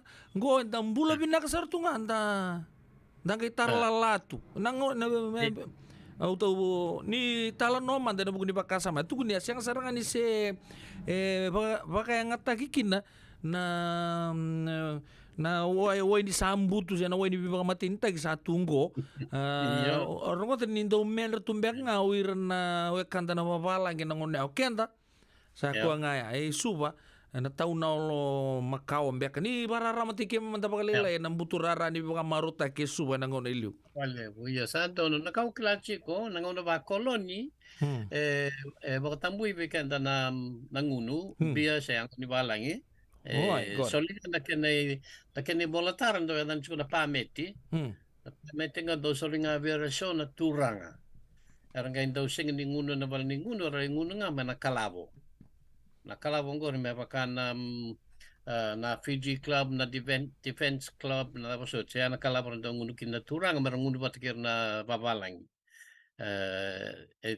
na kenina kimraku me kunile na mateni yo sa napakang bauta ni matentu bakolo ni kabukai bakataray baka Vitalia meda ngunu bias ngunu whisky sana lebu nga na mateni sana sing ni pakayador sana sarna balolom na vichinani sana sanga na tete chikinungoro bakang bauta na baby and dinakina yo sama ni bakatampui be ko sengen di turang na tong vanua bakatambut me tarane ang ni walang me ado be kana chinika yo bibi ngona ngani bakara kuila chinika chinika diwa se na ngono ni sau chikin na ngono ba kolonia na chinika diwa vitsanga bulu medam na ngono be kaya iyo na be bak marau taki ronga man ngandam na sere isa ma India ang gerong nga kando da kanang ngono ba kolonia isa ma India ro di taura na lingangu reta nung ko binibong balabu aon Reykjavik na dapat niya pa masange do chikin na sering ko da chikin na be buno ni marau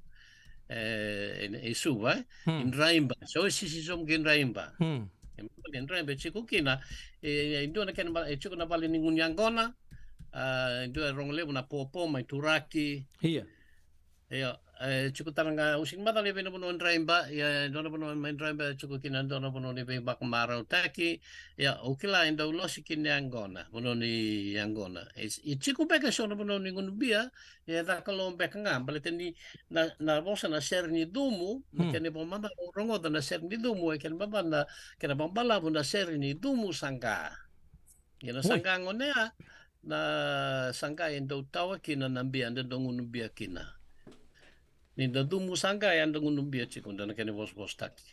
O ko ata chu na Ya le bunga bono nguni anggo na kita kena talala.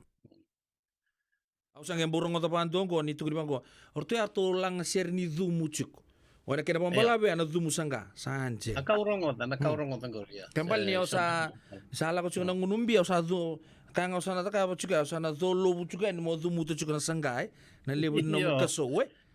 Iya, kaya nanamut ko na nung rito pumakao ni langa sere, kaya kasi nga nang kita kay muri, liwara langa sere nga, may baka sa baka daw chuk may law, kala na pesi. Iya. Kumuno mayon, matay sa rikina. Iya, iya. So, manda nga na manua. Tunga lang, Iyo, gori siya nga na kaya baka tangi, kaya kay luchi kong gori. Ya na matagali lang sa Bangor na pesi ke na endau vakeador na vale ni ngunyangona. Saya nga na keni bakatangi. Isaya nga may na kita sanggit ko me bakantag ni kita na ukulele na mandolin daw bang tayo bakalibuiliu sa sang ni kuwa. Ene bakatangi taleso kay mursar na ramu. Me baka de baka samta kan mata ini matanggiri me baka ramu sa matanggiri nga baka babalang me baka na ini daw ngiri sila nga seryo sa kiusay sa kiusay daw ni girin ramu yan ko rin kay mursara sa sangaw na ni matantu tungalala ngaw na tungalala yan ngaw ni loma ni ngaw ba koloni siya nga ita nga na bali ni yangona kay lakan na numutiko medo beniku so wir mat ser makawa go una no sa chico dona ngone pa madalikin na dona non dan daw ni langa ser kay kau ko o kende men de va morir na kay valang ini da langa ser chico i matan levu menda pa kay ngatakan na buturara and velanda yaki da langa ser chico na ngusuni bosa bango wir no da mat ser indina era senga era vidu bari. Hoy. Ano naman siya? Matay ni Matseri o saramo siya ko na uli na natap ni Matseri ko may sawani. Daw ni Wayman. Daw ni Wayman. Ang kay ko ano naman siya ko ito na baka na Matseri may balang. Ipataw siya may balang mera na mata siya ko kenda na kay giring kita ang lang sir. Siya nga. Era wawu kichiko baka na ngunyang ko na siya dapat siya ko ilang manatano. Argay bidu bari siya ko. Vidu bar ni lang seri. Ya sini dua kawita kaya na ito makawa. Ya na vidu bar batangango ri kepka chikwe matamu indo na sangka ambia na dumu na sangka. Ya na kena baka sama na seri ni dumu. Nunggu rongo na kena kumadal. Ya, odi bakari taka chungor da bika ya tu au matanga nunggu turun na be marota kina ngongo sa ndolo tu do tunga na be bono sara ngole ni kina na stoa sandolo tu weekend men da ngunu da marau na non da viti na ngono go lebu sale turta le baka tani sale baka turta le tukina lebu na bibala anda baka sarabu tu na ngono go yo klani o kwe na nomuni o klan klabi na kwe woi tunga ni vital noa kina marau meninda soto tu baka bio kanye ya bono mentolo toki non da vital noa na kabri bin karabatin tai sibina 5 ena ruo sanga bulu keruan na meninda san tega bu en non do rambi to mai na matau sawochi ndo ro vital no taka chuko son ulutang mendor kami vital no taka na kabri na kanu sepa ke kila chuko indua ya Oye, pues saya sarbi na wale na kento banggang chiko na bibir kanis na bito buta kimbenka ke la kemba ya ke la kemba ungai da buta so na kanital no rongo den do na kanital no ni do na lube tu la kemba ngo sing ni bele chitu neu E mre tana tui la kemba. O rito na turangi liu mai lau ni sember na tui neu. Nono lube i tui la kemba, ni ada no rā lube, ni sa ada ni turanga ke, de na lube endra na ele, o ando watokai me rā lube. E lava kamba chiku na buni mamba, ngai tumbu na buni mamba, tumbu sara le ada sari benga, ngai sombu mai kina sangai le ranji ni bali le mai benga. Ando na kental no, ia singi lewu era kamera pakambo tu chiku na ital no ngor. Endo ngam do mek ngan turanga tal no tak ngor. Yo endo tal no tiki pakalewu kai ngan yo ne pakamata ila laitaka na matongo na tukuni ni dona lube tu la kemba. Koya. Iya, koya usana ona wili kamandani koya ukai chiku na usana numu chiku ya dana ena mada osa chi ngor ke na mata ila lai. Meboka e talo taka biau o nuna kena turanga mai na sanglau mai na matagali na kambuta na ada no ngalu. Maka ka klasa na ya limpe kana turanga go ka baka simbulu chiku sa na ambakin duan ro wadada. Ia mai na matagali no chiku e tolumbe kana o sanga levo na matagali tu be chini wadada na matagali mai na sanglau e tolumbe kana ya busa. Ia o koya ona wili kana ni tal no biau ko tula kemba ya da nambe ka ko lawa kai la sota la kau ilangi se ko wanga nau nawa ina no buku ke ka wanga nau nawa ngori se ma bata ke ya sa semua muala ke muala wanga nau nawa ka ne ke chiku ni lube kumbu vanua se tu no kula yo o lawa la kau ilangi se ko wanga nau nawa e dambe mai nangarni kuka ando no bol kachi sanglau aona yabu ada ne one yabu ko la kemba o ngau kai kine sing badal se bu mai ve ne ada la kemba ye rua la kemba ro chiku mai banu levu iya la kemba sangani ya sano sangani ya sano da conrobi pat gen total mai ya sano madwata mai bapasinga ai wili chiku beka ina chikina beka onandongo o se onamuka be yo ona yabu ko la kemba ya ngai wachina ya wachina chiku mai samba ko wachin peka ngai ko te chiku mai da leo ni waini keli mai taviu tavini yo ngor sa sematal nga ke taviu ni ke banu leo na dana o yanji mai wai poa sanjin o yanji mai wai poa ano nei kau chiku mai angio ona matagali ngio la lai adan chiku ai so kula se kula ni sando abu ni sengele ni adan nai so kula ko ngai vaka adan ikine due vaka adan ikine ya bu so turang meta konrove ya kene karua e vaka adan tanga kina na ngio lalai erndom balolo ken mama rando ikini ambaki mai na sanglau erndo kadivi na ngio imanda ni ko sa sengambeka yo mai na sanglau yo gori nai kau ni marama mai weni keli kana chukuni adan ko yanji mai wai poa rovakor mai korlevu tu beka ada ni bonobo likat na sanglau sangai lako na no ndu chiku no na buni valu ya dan ko tui wau osota tui wai talanga tu da rong chiku na levu na tuku makau mai batu varavi so chomunua mai tawani kende ko no levu no mai la kemba bata ke tui vutu na turanga enang mai vutu ko vutu barabi boleh kaci tumbau. O tui vutu. Ya, tui vutu ata turang beka mai vutu, o vutu ndo rongo chiku ni barabi barabi totoka gai chiku kine manda bani mandrai changa. Asyang. Ya ndo kene chiku mandrai kana bina changa ndo ya chiku mela kemo changa. Na onge kilana ndo kero vital no len ya kam ka lubi changa ko ka tau ia tekin beka matsaria kambani mai serne rei funga wai George Knight tu na sanglau malo iyo orto ke le ni kambania ke Joe Chang Joe Chang kari changa lu bichanga ndo babi mandrai mai butu Cho changa o che ako tu butu kala ki la chiku ikende ena uli bunu mai la kemba ngai aluvei tui wai en mamali makumbui tui la kemba adana ko saroi ni daba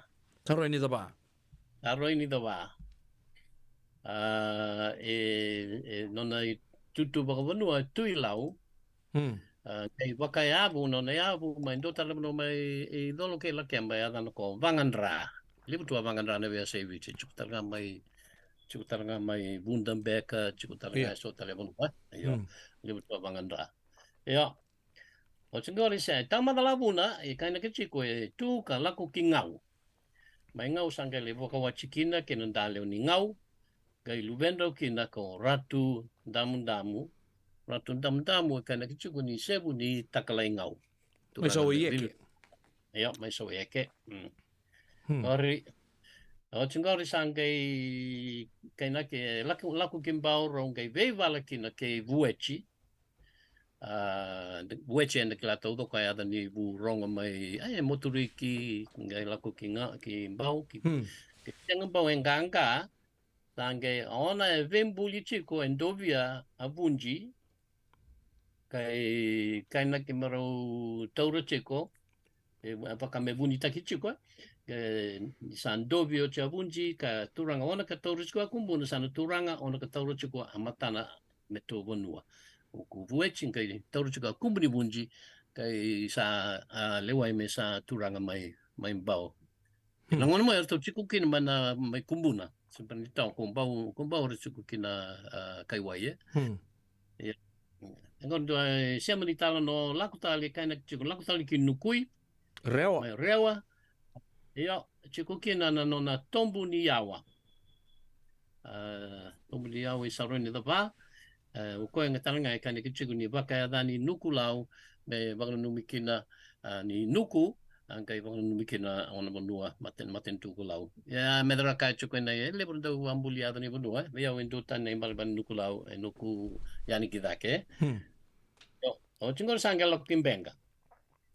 Wadara I resho vira I toke maraloki tai levo ndui tumba ngai dua vira ngai laki turang I viva tu loa mai na mosi ke na sota levo no ani numu chiko na bosa makawa miliki no lau o tai levo sing nyasana o tai levo nyo kai chiko na tai levo mai lau gore kan ban bale I vici levo vici tai levo tau ko tai levo me ado ni kua sa onda kai chiko vira mai ka mai modi se mai ono chiko be ko kai chiko mai tai levo I mai nanji Oi. Tai levo sa ko vici levo todo ko no boso bakalau. Yo. Ochi sangai wachi saroni da bandua lewa ni kabidin wachina. Dakun. Kete chileva mai matuku. Hoi. Gai luvendrau Aro sa chiku mai benga ke re turanga ganga levu chiku no mate value ai luvendro mai benga ko ta singi tukun chika se ve mai benga de kla bang ba chiku ni on takuni ba tendo orang mai dokuni nai talongo luvendro o tangi andrani kai benga to wakle taki me no tangi andrani kai benga iya do tala wachina leoni na kasoleka na luvendra wanga itu na casa. Iya. Dona kelis gloria na kandavu mati mai benga kaya verton luven merto tumba andaka somina na baluci benga merto marroi sota levunu asar ndui tumba luvenai. Yo ko tangi mandon luven ko tangi lakui rewa o chinga lakui na kurtumbu o ci lakui matuku gai lambachi mai matuku. Anje. Dota le na ko bako chia le stali kina sangalau gai mana sangalau gai nona ulmatua o rakuita dona ada se rongli buku mai malaka bunikua kuita ia gorenga bu di sema ke benga o se perdi bangka ona ke ya bosnia la lamada o mai ona ke bang tanlo tanga ke ni sema mai benga mati chiku mafuka o ka chiku nona vatu mai benga Oli kaci ndakuni, endo ya da kona batu tangi ki lau. Batu tangi ki lau. Iyo. Ona ke wanga na dava na ke ni tal no re kila mai benga me sema pate ke na ital no ngo mai na sanglau. Se sema se vidalachin ke madala mai. Bila boleh besar turun kena maram betul kena orang lewat anda boleh nak cukup ingin kasih buli Paula anda bukan non sema tu cukup ikan ta sale betul na bekadibe oye korto anggo utau main benga saram beli sa lau tu tu kena orto sa tek tak cukup na orto na edon lelair toko kid logo tu kena bumbu main benga Sangkai kurieta le na vital no kata-kata sartu kana ngono ko awanga buka bo ni fije we sabolo itokin na yanu kombenga arto saka chuko melau ke mundo ko ramme da polo sale baka sartu ki na vira sa anga buka anga arto so mo chuko sa tukang kombenga ya kima minganangi lo si kima mi buka tu mali olal ke muno akena bo no lako to ngai na bono rana na bio kalingo ne sa le rambai lebu nda bo bina kena buku ni ken talo tagi cukup weekend ni na uto ni baka samango ya ndua ngana koro kinan ndua mbeka na ya nuyan we ndana kita sere ka bobina ka ena maza wakatumai kasi buli ito sunga nonda vital no na ke binanga ni ko pambuta ni vida toka na nonda vital no arumbe toka mena maza sauchi anu siapa kasama tegina indua oya na nugo tarong chung ni bikemuni oya so na itobo boga bichi ko tuguna ni so atara na so na ngauna se ado mai lo masanga mai bi sauchi ko balalai kona bi oirna berndo bitambuki se tobo nga mai liu se arabi bosa ki mai mantang ka mai bisa welom au pambo to puno beka mai dapat altonga kine induan iwasi non to vital no se bibi Anjina iyo na matakali bitambuki bangun matai ka medikila yala nga no so no benua na bitambuki au wakamba tini top makawa batau lebo bolo makawa bolo tukina ya embelechi era nga so no benua bakambimbi ko saya sanotai lebo ni kuwa ya sano rewa so no benua mai kandavu so bagana benua lo mai vich mai vanulebu senga so che lau senga saranga o sember ngo de mendo be tambuki mai lau ya na be tambuki do bu bakalebu mana be batiki be batiki ya mai lau chiki na bachi anu mu chiku na do wala na songo lebu mai la kemba indua rongo chiku ni rabi bala chiku o yandra na batiki kambara so de me yandra chiku nurara belete rombachi ruru e unu sengi ni ko na vele chigori au sana kaenga ni chiku na bachi ya senga kin na bitambuki nga kanga kuninga ina na buno tu chiku ngori o buno ka tailebu buno ka ra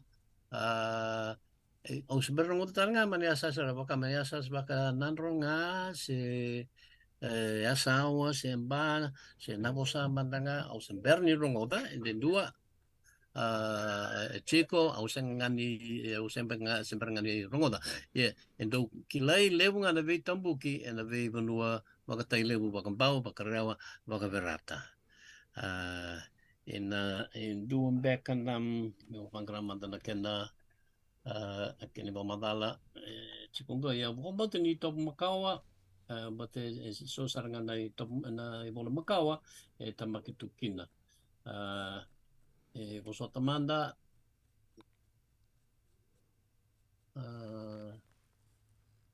awa na vitambani okay luego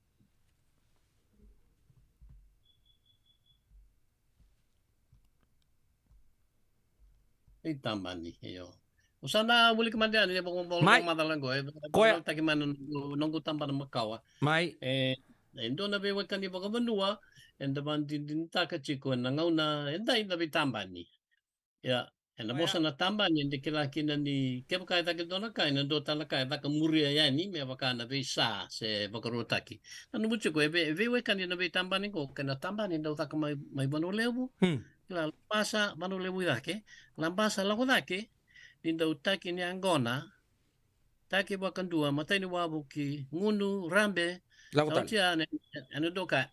Yo tambani. Mabale. Takitale. Dono. Ende yaro. Ya ukla santo ni ambeka. Iya. Ero may maduat do vai ai ngunu ochi Sini o madwa te todo kaya so ngana mo madwa sa so tana no na sano ta kondro. Kota kondro be. Ya ukla chiko ya ndo ni mai vi sangani mai bunikonji. Pia la basa saranga. Ya na buno klando ya na tambani. Ya na tambani tu na to ko buno kando ya bikin na bitambuki.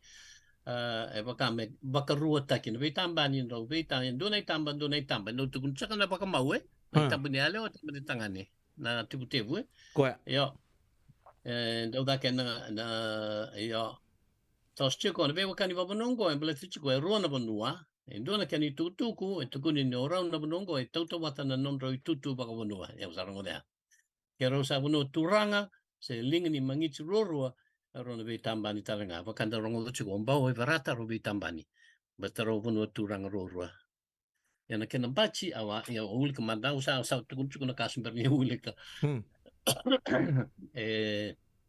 ya rawo bono turang rorua se lingani mangi rorua ya rona be tambani talanga Dota na kene pa madala ni be tabaleni na non ro bonua na rongo ya usini ba batengo na itobo ni be tauvu taki. Ndua na tiki ne matata ni rundo bake ador na leo ni no rongo na bakara ni vingati na sala ni ve bakandukai. Erna vendo vaki. Ravi sio taki. Me vakanga ne bakara ni ve tabuleni. Ve bakai ya koko wasar Ni usar ngo te marasol ka. Ke mami ve tamba ni rasar. Gori iya. Iyo. Rabi balat stok ai. Ai to bo we keta be ka mai lau ni kita rede chiku ya ni sa. Ai to bo re dava tawa kili. En sing ni vina ka ten dua me malmalumu se enruka. En la ka kede na wali se lawaki me montu kai kina na kenisa. Yo, eso entan andre vaka, eso na rawa kina. Hernando ve sa bosa en aquele tapacatang en de que bable ve bosa hasta aquí. En na lenga na rongodi retiko. Ya na ve bosa que na ve kara kaba era senga sa ni mil kina. Za no rito makau Veo kani ponongo senga ni dondo na me leva ma bota ka sa ba se ba lenga no ro ve maliwai. Era que me kani lasa dingo mitalenga en san ro na iba kan de ni ve kani ba bonua. Kini ba rai takengo tailevu. Toka kine vida no no vitamba ni me o vuta vida. Tua o tai bunglei o na tuba na meka watu karasa ato vitamba ni ke wainimbuka. Sanje. Iya. Yo. O dau samu ato vitamba ni ke na bunsole. Yo. O toka ato vitamba ni ke na kelo. Dala biwa kani kile ilebu ya. Ilebu ngori. Iya. Kada ibertone we kanto mai toka na turang na kelo marto bati kalavo tondo so meles mai na turang toka na bati bale ya na bale na ken baba na ngata na bos makawni kalavo ken ngata yo sanje na do na tutu ko berarti na sana na tasiri bakray ta kito ken runa bondua ken runa matagali bitambani se vi kaki matani se vi kakan matani Iya. Ya dana vire. Dua o na coin draw. Erto kena kaki mata. Ya dana vire se mata ki muira na mata gali o verata. Muira ngori mai na uni wa animal Sanje. Ya bus chiko nga na coin draw. Ya na buno muira e kena kaki mata se mata ki na coin draw na mata gali baturang saibo en ya busa o na koro. Ngo sakina mata ilaisara. Ron matagal rongo ron garabi tabi bata o saibo en yabusa o nakoro que na matagal o verata en yabusa o na coindrau ron vi kaki matani na ibalawal ni bewe kaningo e vakanga na ibalawal ni vi tambani que le butu. Ya claro ya rongo na kenital no eu sempre ni rai de matangu o rongo nga ni so na le na koko ni vi tambani era lubuluwa. Oi. Kau rongo ba Makawan beka. Ya, nanda kuni kuila se salo masar cunga ni kuila ko. Ya, belum di kuila. Kurang bunda. Oi. Da Como kuko. tu person na kenan goring kay kreber na warong chiku marabanganga. Ya, kaya kau ni santo no makasona matagal bi tamba ni pa ya kibina siya mo chikumay. Ningai bola to baka mayasa. Kene to bucu waka pertanya sa extreme tale. Se didi besar tunga kena lain ni mai. Woi, lagu tunga na marau sa so lubo-lubo. Ayo. Kau rongoda, iliu. Iliu. Kita kan ikut siang ngai. Kita linggo na ya sana baka turang orewa. Koto tangaki ne dona vewa kan iwa kuno ne bitambani leutu. Kono koro nandoria ena buno waturang ndeketi e nambun rau ena buno waturang nodo. Ya rewa cuma rewa ya. Ngai kalanga. Yo lo mani asa no rewa. Dua o nandoria mai ndeketi do nambun rau mai nodo. Veisa ngai talanga na kore ruongo do ne ada ronda vika di bikina na maliwa. En dua saranga sangke tarro mo malalanga besi. Dabo na maliwa sordo bika di bikina. Oya nandoria batake nambun rau era bika di bia. Saya magrara nodo kendeketi. Nodo kendeketi. Nodo kendeketi. Oya rango bika di bina maliwa. Okay, de hecho na numadala, boleh itu na kani mo madala go na maliwa go. Sindi maliwa na tikni ang onda waray. Yeso sa tuli na numuchu beka me pakakin, ay? So sana numuchu beka yo. Na maliwa ba turangan din no rovewe kani na rutin de keti ke na turangan tu nodo. Ya na ka na kijugo. Vewe kani no yango bango and the red ni tu watakaya na bakarau ni no rovi kadivi. Don kan bimbi man dikelani don men du kele kenda bunak chiko na bakarau ni vewe kani bango. Due kadivi como clan bakarau ni no rovi maliwai et posa e kadivi kukina. Kembali Niku ake baka so ndorong na bosa na maliwa. Ya na biwa kani na bono eruai. Maliwa. Sanjin. Abi na kamo ni sa nge bang matataka chungko balate so ni sa ndo rando bika di bichuka. Saro ni diri talanga na baka sama siya ni opo ya. Ko kenda baka sama taka chuka so na maliwa. We na biwa kani na maliwa ke nodo ke nandoria. Gori, na kenro maliwa na buno ba turang gori na balbal ni maliwa. Yo ibuan don kani bakara itakitunggo na bewe kani bakabuno ni bitambani tukuni no be bakandukai be lawa kita nga dona ngona berkina na kaya dukina na chinika diwa walu vitu na sungu nua rebuli na turang ni korma tele usauda inandabe iya rato o katal ngaki ne bida mai toka ke na kelo robunu bitambani ni singa to risunga mai na turang ni toka na nganji no to bunua to sataver to sarna mai kanto to mai na kelo elomni bainga mai nandabe to mani lasta kirto sara na kanto to mai na kelo ni samati ndona no to toka ni kanto to talenga bukan drama na koro to bil to mai na buli na ngon na kelo to sa mai raisari na koro to ngai kilani to lastaki to sa dingo malotto kana tango ni ngai bakro merve suke na ni buli to ngole na ngole ni na kelo do volando na bola me bukasa nga do na bola ni don domo ni don ngoni lewa to vingi makabate do na tatar ni marama na no lomo ni kato nona do na we kanto to reng ni korme toka na ngai vis yaki sa kole se chiko na corona ya ungo anka herongo de muri ni chini da na ya kabi ke na ve maro ta ke na kabi ni singo ya ni sa talau da koran di ni turanga ni koro na kato I watina. Não na kanital no mango. Iya. Ya sabi subting akin na norto lawaki liu ya Gela ko na serekia sa ambiu pa tu nei bola patke na sulilo masya na itatar. No. Isa na itatar sa sang ni kuha.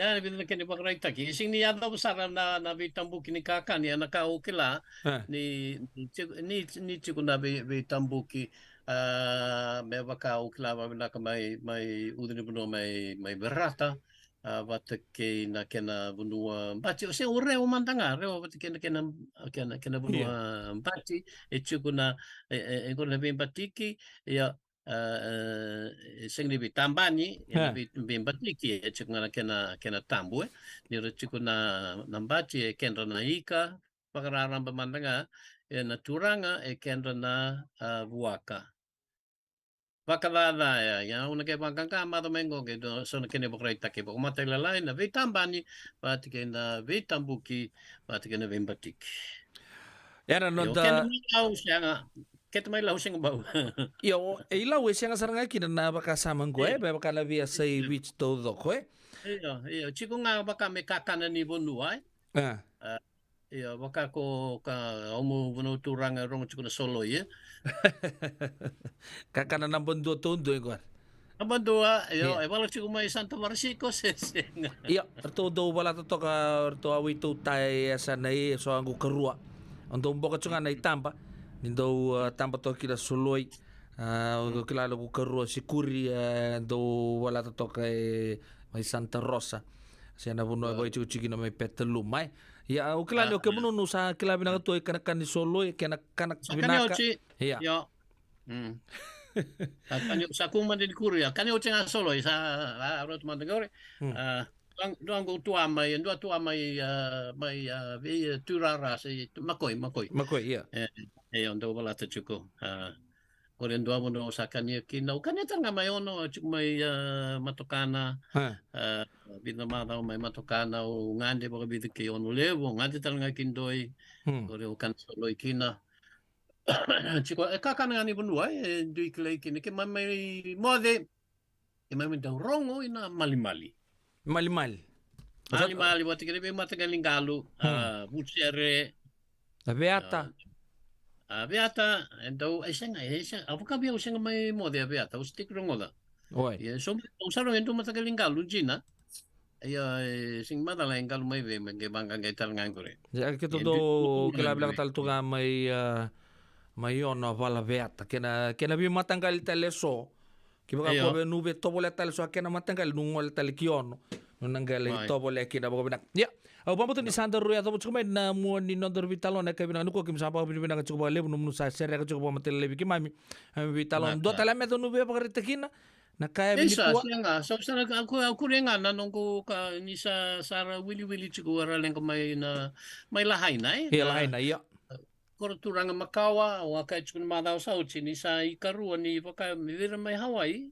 So ora na numa chiko mai waka bibeka ke munua waka chiko mai Amerika nu tau kila ko Hawaii ngai yasana ke Amerika na chini ka diwa ono sanga bulu. Ya chini ka diwa ono sanga bulu awa reta kina tal chunga ngas nibuli na medo no aba reta kina nangona vitalo tegi chukino bichi me soli ki pertania bita talangana matin tu asanta asapa iyo talanga Hawaii menda ngole na ruku na to Hawaii sana numsi ku mesana ngole ki Hawaii nangono mai ka matin tu matin tu sayanga tu ngalala ka matin ni kana tui nangona tu ngalala ki o kamehameha Kamehameha kay tarap talindung kay tarap aluben kay tarap na amakambuno ko liho ano nga kinamba kichini kawalu diwa sang bulu beka sarang kay bala rang kay sunguta menua so ka Amerika daw ni business batara data so di pakatapa kinabu wali pakatui may Hawaii sanjin Yan daw nga na lumangkori ka turang kini ko laheng na matakele buka kali buka ya donga wa kame donga na wakolo empachini wai donga wa empachini wai gai bidanga wakolo la muri nga roto to patikin gai lebo vale makau itu kina vale kadu setara chiko ina ambakichin ko wala bakadala una buni kena sa unre ka kamera rawa patin kina balik Ara balolo mo si Willie Chukunga na ngonda na wakalengai kina sa Sibian Duan Rau. Menda na mana numira masula gai nuitakan ni sana bang bulbul takitale na korola haina me bukan sana sini baka sarangan na kini tu baki manda ya sana ke baka rau ni takitale me baka ina wakana numini ngono makau baka lebu ke beketa.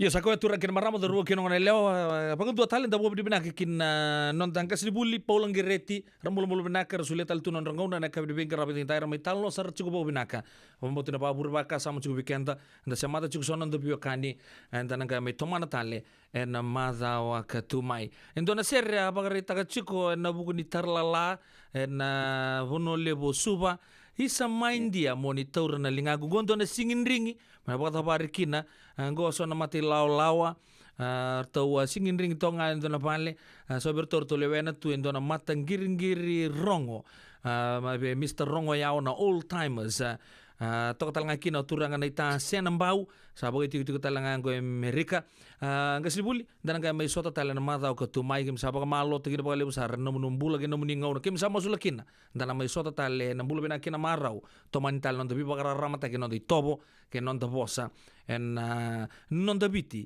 en mata o katumai meta bangono mayai nu sate mo de to manta baga lelai Anton, awalam sa ni mo. Malo.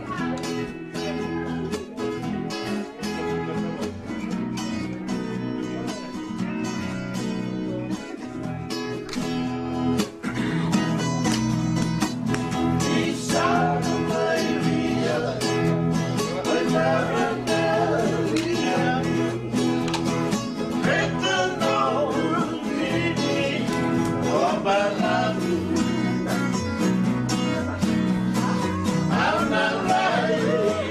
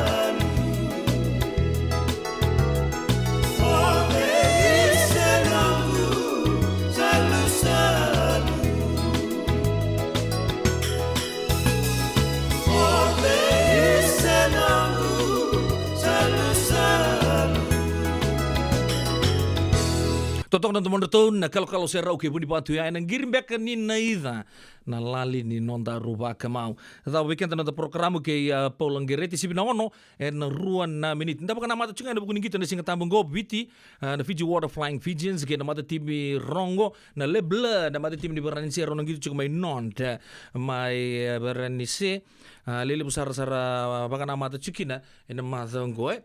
Lele bunto na numachiko ba uli chinga to na article tu di bangko ni lebu sarra era lewena chuko na no to mata timi ni Flying Fijians era senga ni rabuli mai na vei korni buli lelebu kanda kilatu na soto lelebu ni rakabi korsa household names tu ona da butu manda bikemu ni sona dorbu ke na korni bule rabuli mai kina ke mbale. It's not about the monogram, Ke baka nga sa ambite lomu gen nomba kasama. Mo nanggito ragabi, mo nanggito taga na mati munibiti nandona ngauna. Se vada besar. So mandengar, siang mandengar di gobar taga cukup. Siang mandengar ni household name en wakasaba ni ragabi. Andi na lebu na dorbo rase tok ngama in prominent rugby schools, Doda dorbo lewe na chuka na mati minibiti o leki ma tangi walu. Ngito chuka na dorbongo na itu ni flank loks talanga na sonongona. Ko abuli mai na Tilak High School. Wasa sau Tilak Frank Lomani non da halfback number 2 tiko na ngongo abuli mai sabu na St. Bede's College. Non da kapitani ni Rugby World Cup. Wise na yadhalibu. Abuli nga mai na koribuli bola kabeira o yana Lomeri Secondary School.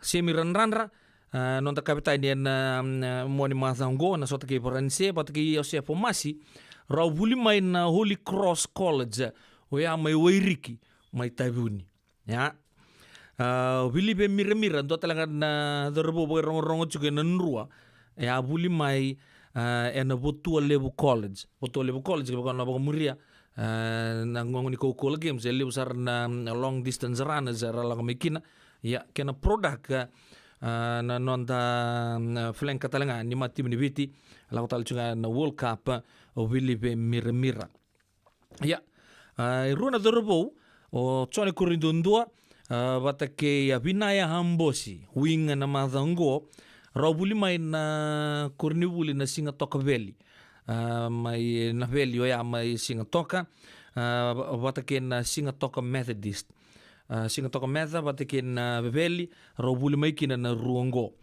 ya rona le rua kala rabobo kala biti rabobo ke leisan rosese na non the fullback ni rua ro old scholars ni Zubu College are na vida na bak sau cinco sate butala beta ke mozubu na bak sama ni rakabi ya ele butala nga rese cinco nga na traditional schools no non da setup ni mati ni biti erto leva erto wangito cinco na Flying Fijians na ngono gorto buli na ratu kanda bule school ya o ciuta wai ni ngolo peni rabai luketangi ke na fullback o Sireli Mangala QBS talanga cuki ke harto na turbo ni mata patu dou non da tau huka te bita ika ni bere me sanke ndonge Simeone Kurbo liki ratu meli nder na langi main orto na main da bui lewu yan roa buli maikina o yan donon da prop ngito sar cukup bobina ka na matim ni Saracens Roni Mawi ke nungu weka main sana ba urang ora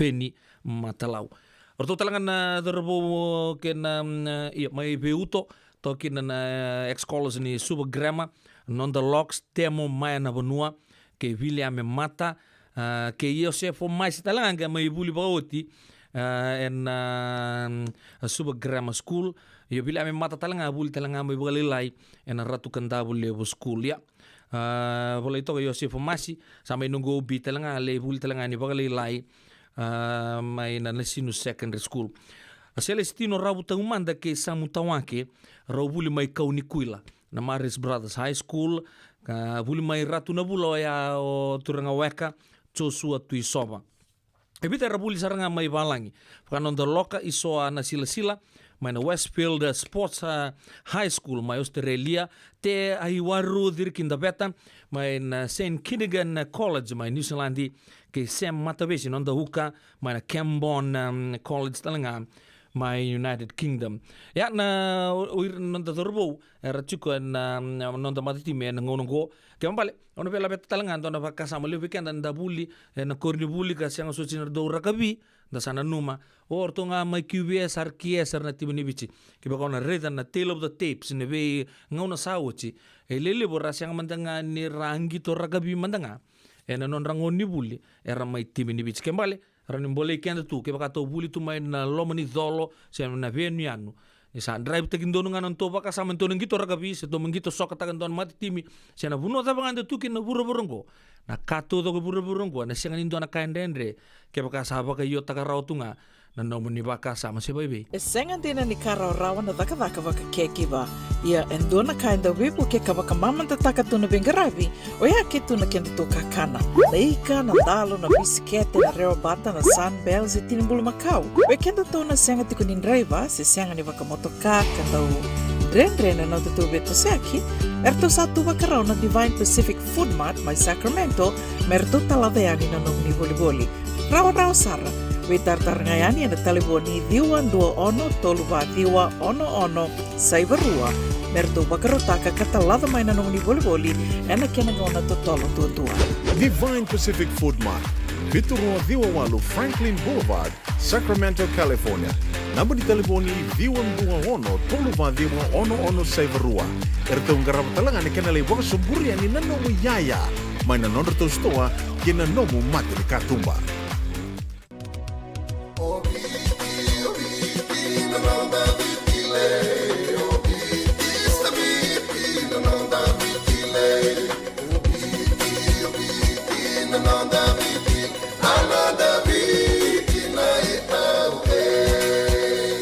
Nanonda biti ke ngasini buli paulangereki rongodi ena 5 na kaloko ena kabini lotule be kemudo e Amerika tini karona kaloko ena singale buli bakaromboka be kemudo mai biti ena radio mbula tua bata San Francisco me kauti kenda batama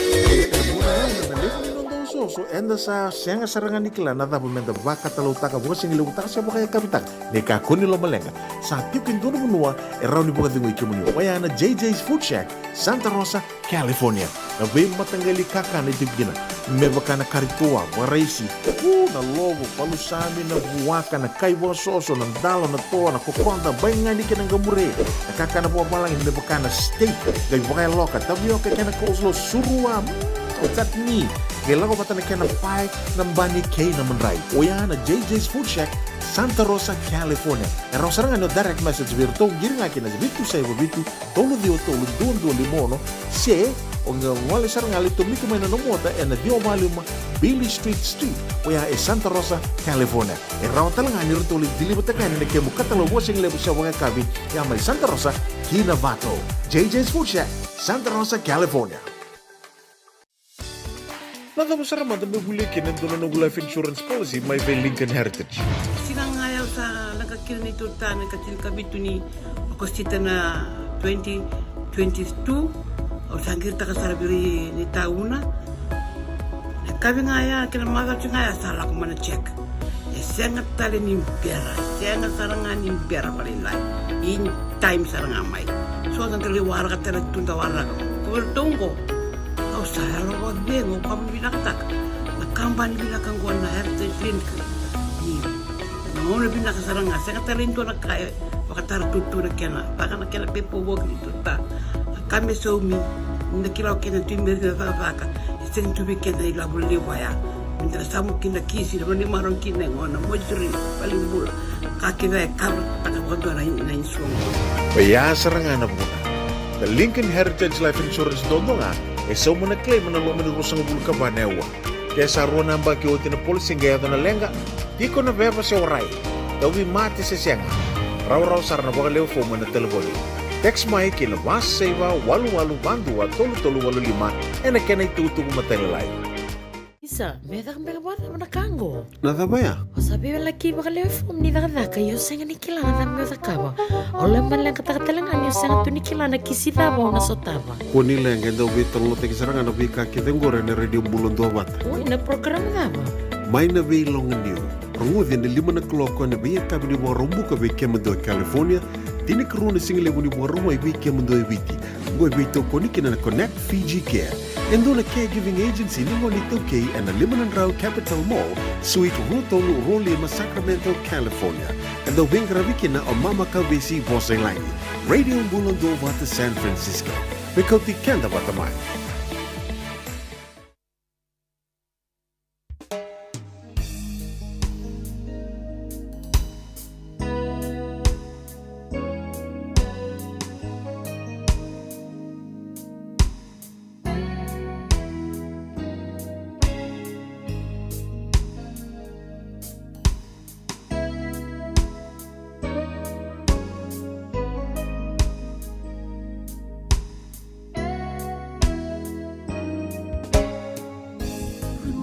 Sindina na tuya waki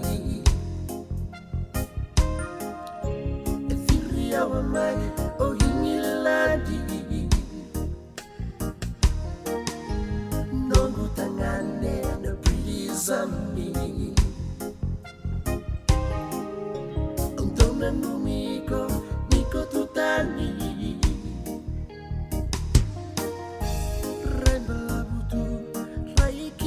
Suasa matamu botuma nalumi ko tu vendina dinati yalongu eu netungana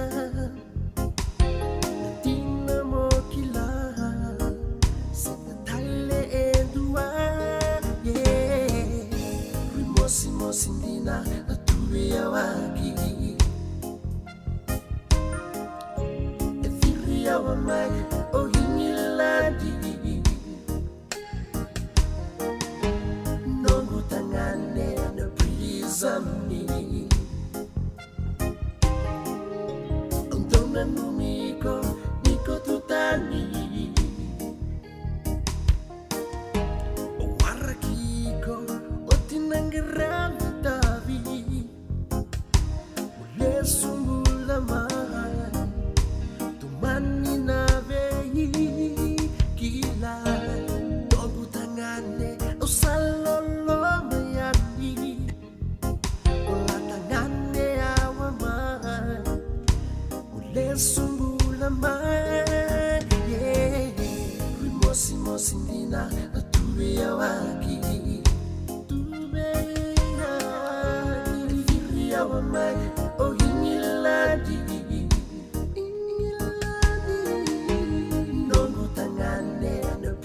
Zami Salamanya Untona numiko niko tutani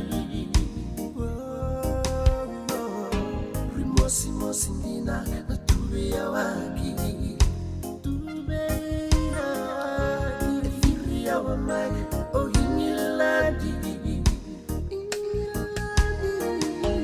Nongo tangane na prizami Numiko niko tutani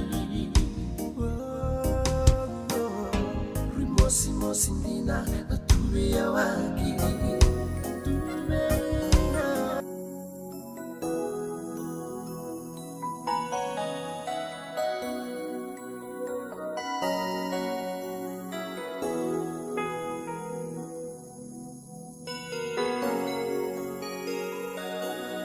Kamu sangole kanisa numwina kimo Kovea na mara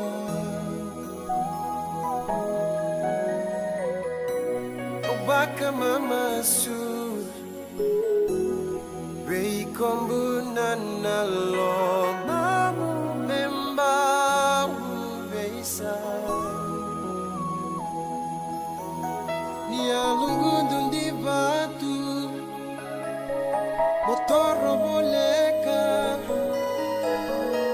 Kuwa ni ya wakia